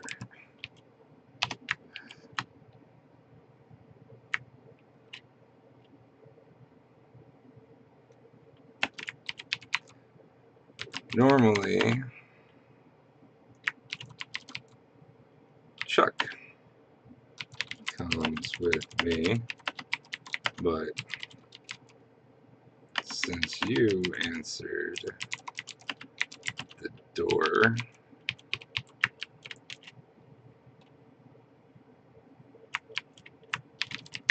okay.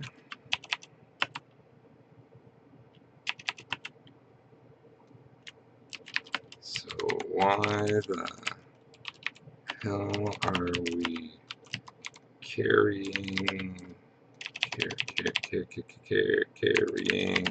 chains out to the middle of the woods? Then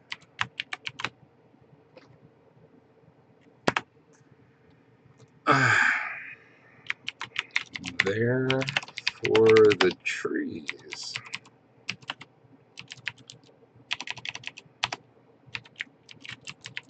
Said Bobby.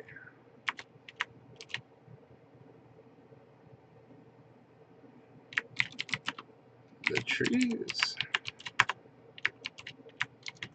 Yeah.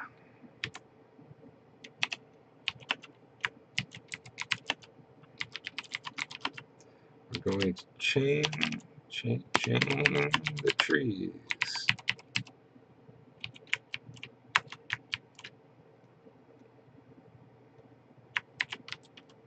Why?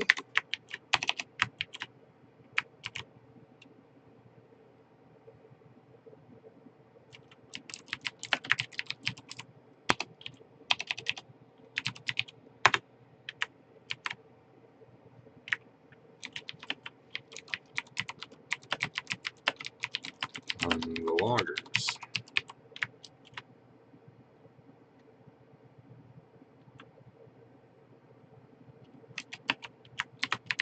You see,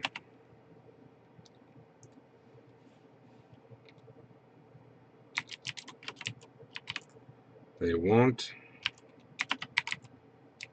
be back out here until the spring.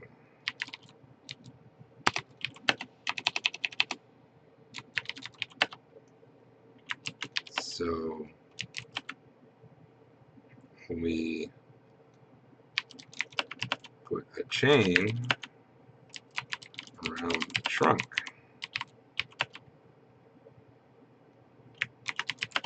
The tree grows over the chain, and when it comes time to harvest the lumber,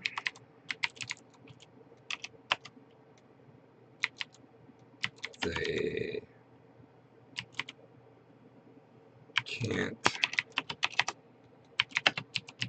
saw through through the chain.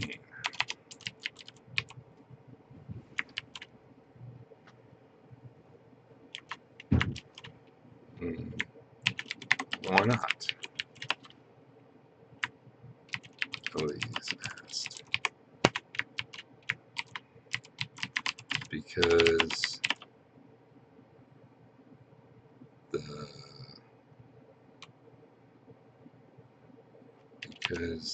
they break the chainsaws. Is that one word? Chainsaws? Said Bobby.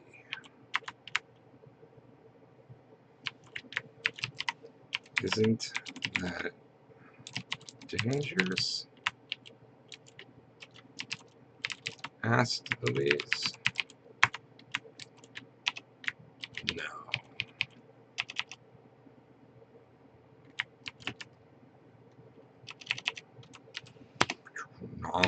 No, he said.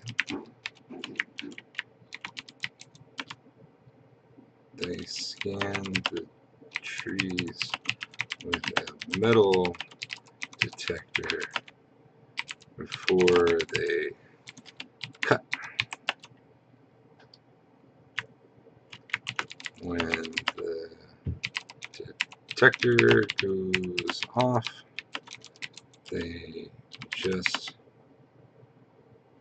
move on to the next one.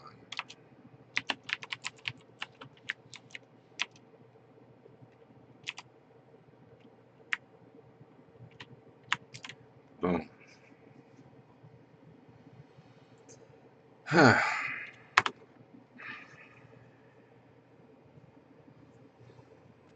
Oh. It was an interesting idea.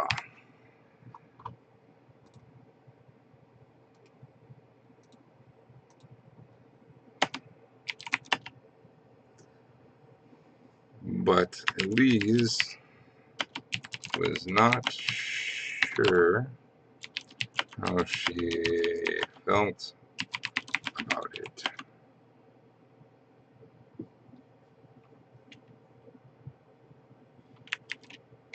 It seemed a bit wrong,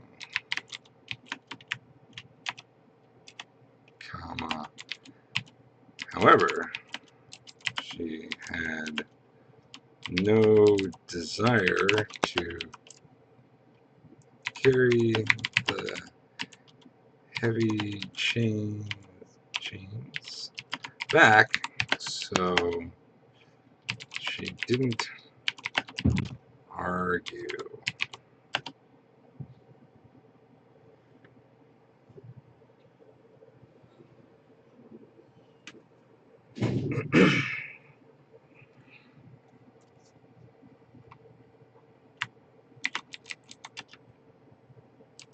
I spent the next hour going around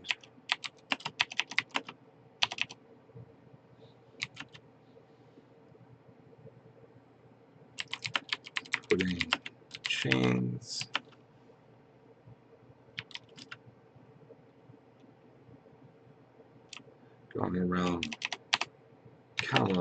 putting chains on chains.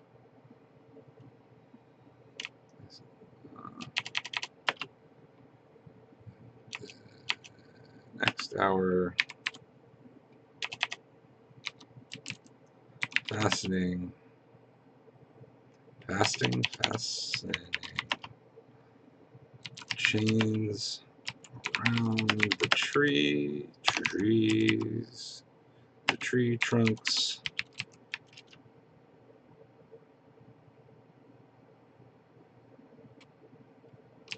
Snapping them together with little metal blocks.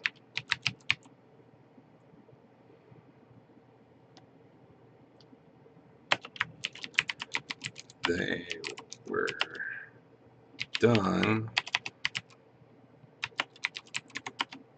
They lit up another joint.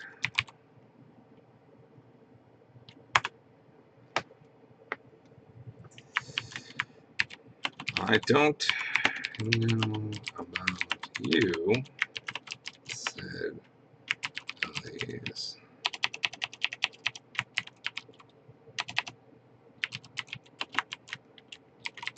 But I'm getting hungry.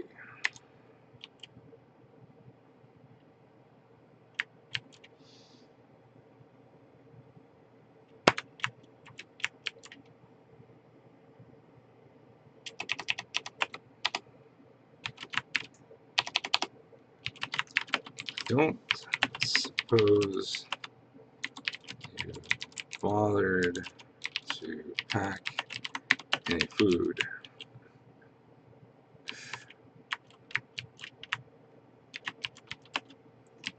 I'm afraid not, Bobby said.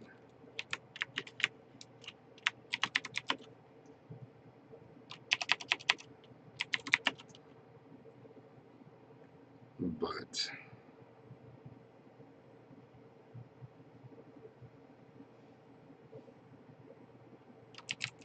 we'll head back soon.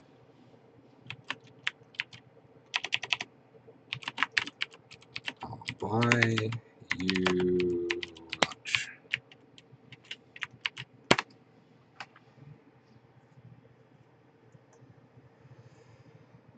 Oh, ha ha ha.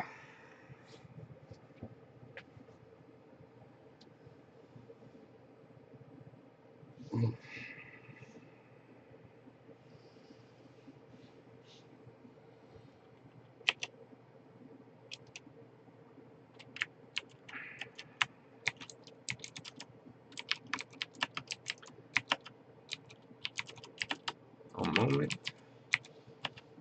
silently.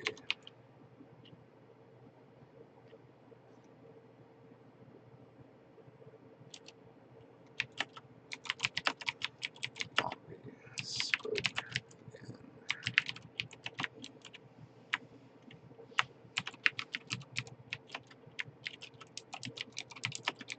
To ask you something. Oh? What's that?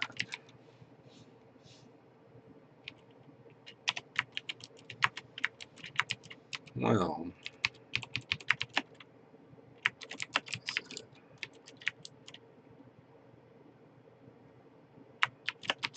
I know you are about to get your own apartment, but I wanted to see if I could get you to reconsider.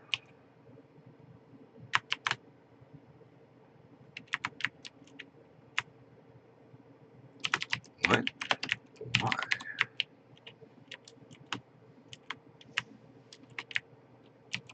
Well,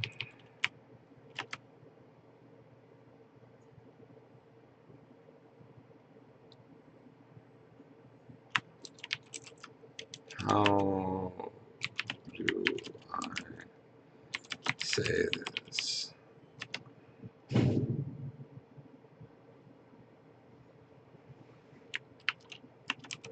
I want you to move in with me.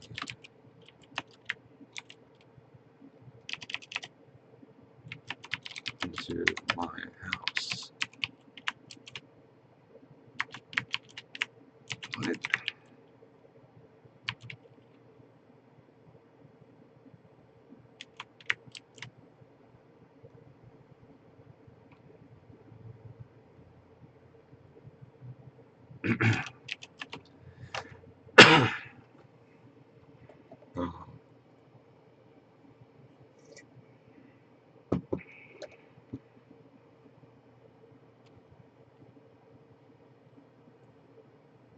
uh,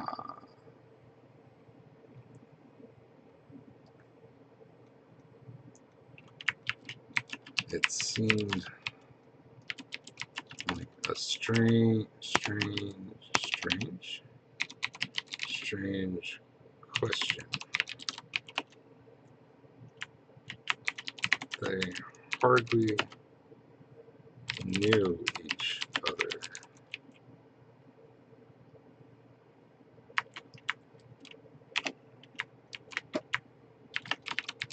I like you, Elise.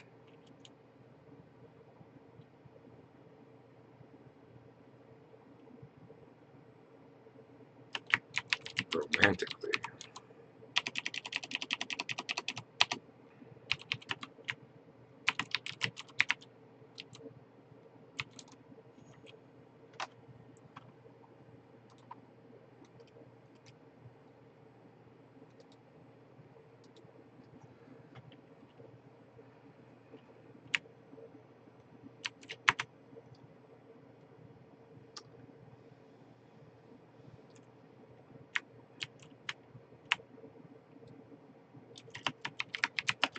I like you too,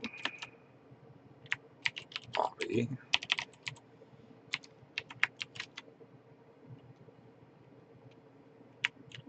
She said.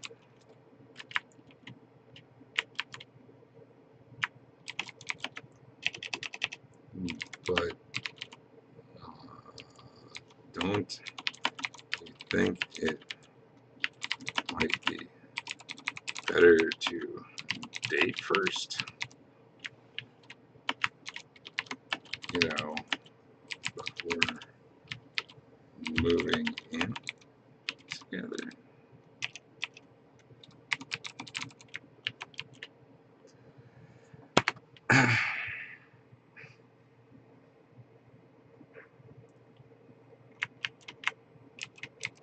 Well,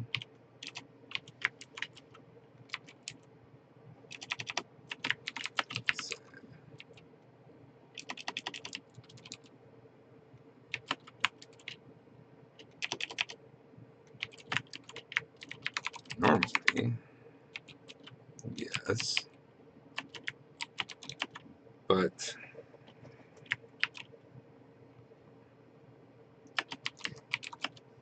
a feeling we're meant to be together.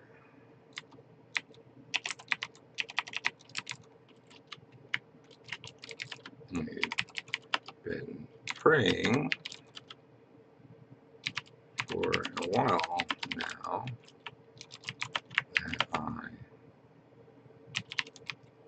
that God would send me someone like you.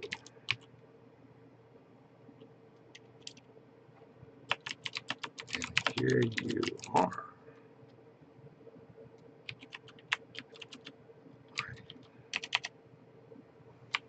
I guess I just don't see the point in waiting.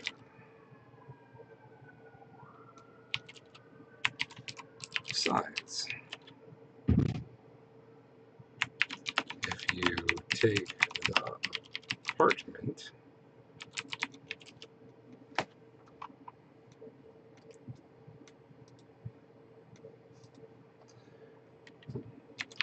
you'll be stuck in a lease.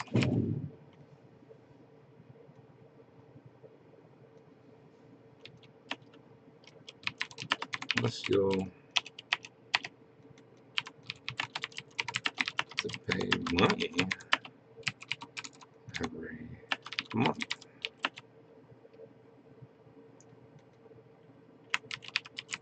Money that could be used for better things.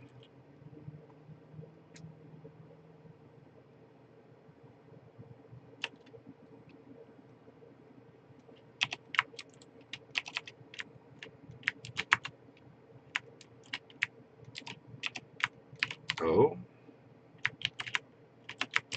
such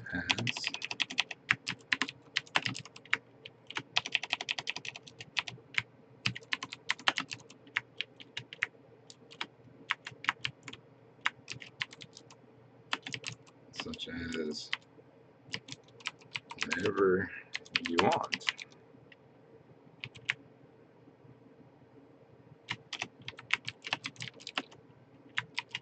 Said Bobby.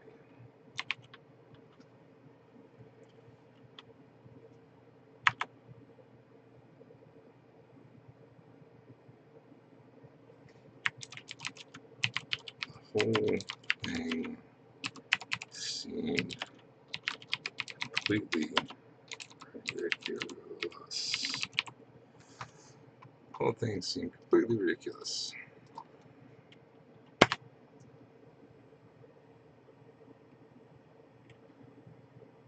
The whole thing seemed completely ridiculous.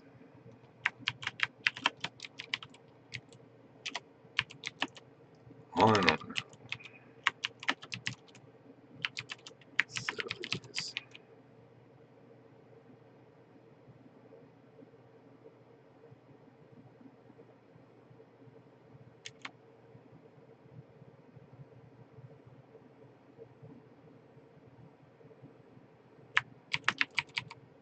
Bobby put his arms around her and kissed her.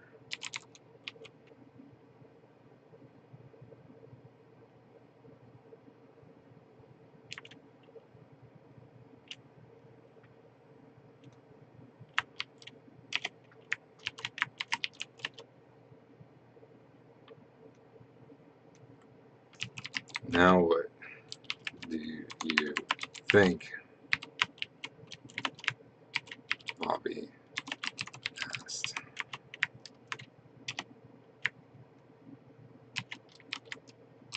Elise kissed him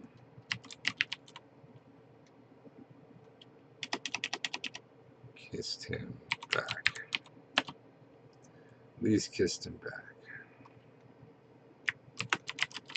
She could feel it. She could feel the magic.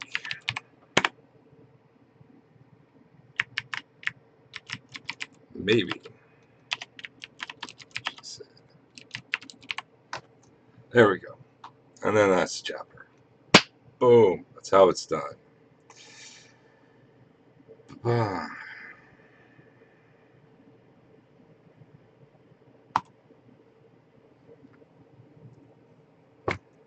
Up it goes. Give it a star. And yeah. So there we go. I guess nobody really has any questions for the author, so that's it. That's how easy it is, right? That didn't take very long at all. Just like that, you can get a chapter out, and you just do it again and again and again, and before you know it, you got a novel. It's that easy. It's that easy. So give it a try, everybody. I recommend you check out Wattpad. Again, check out Wattpad. Check out Goodreads if you haven't yet. And also, don't forget to visit my website, kenpoirier.com, where you can get all the goodies and things about me that are awesome. Anyway, thank you for tuning in. Special thanks to Jello Belly for chatting up and having discussion about the romantic nature of women and their carrying capacity. So, thank you, everybody. I'll be back to play some video games here in a bit. Cheers.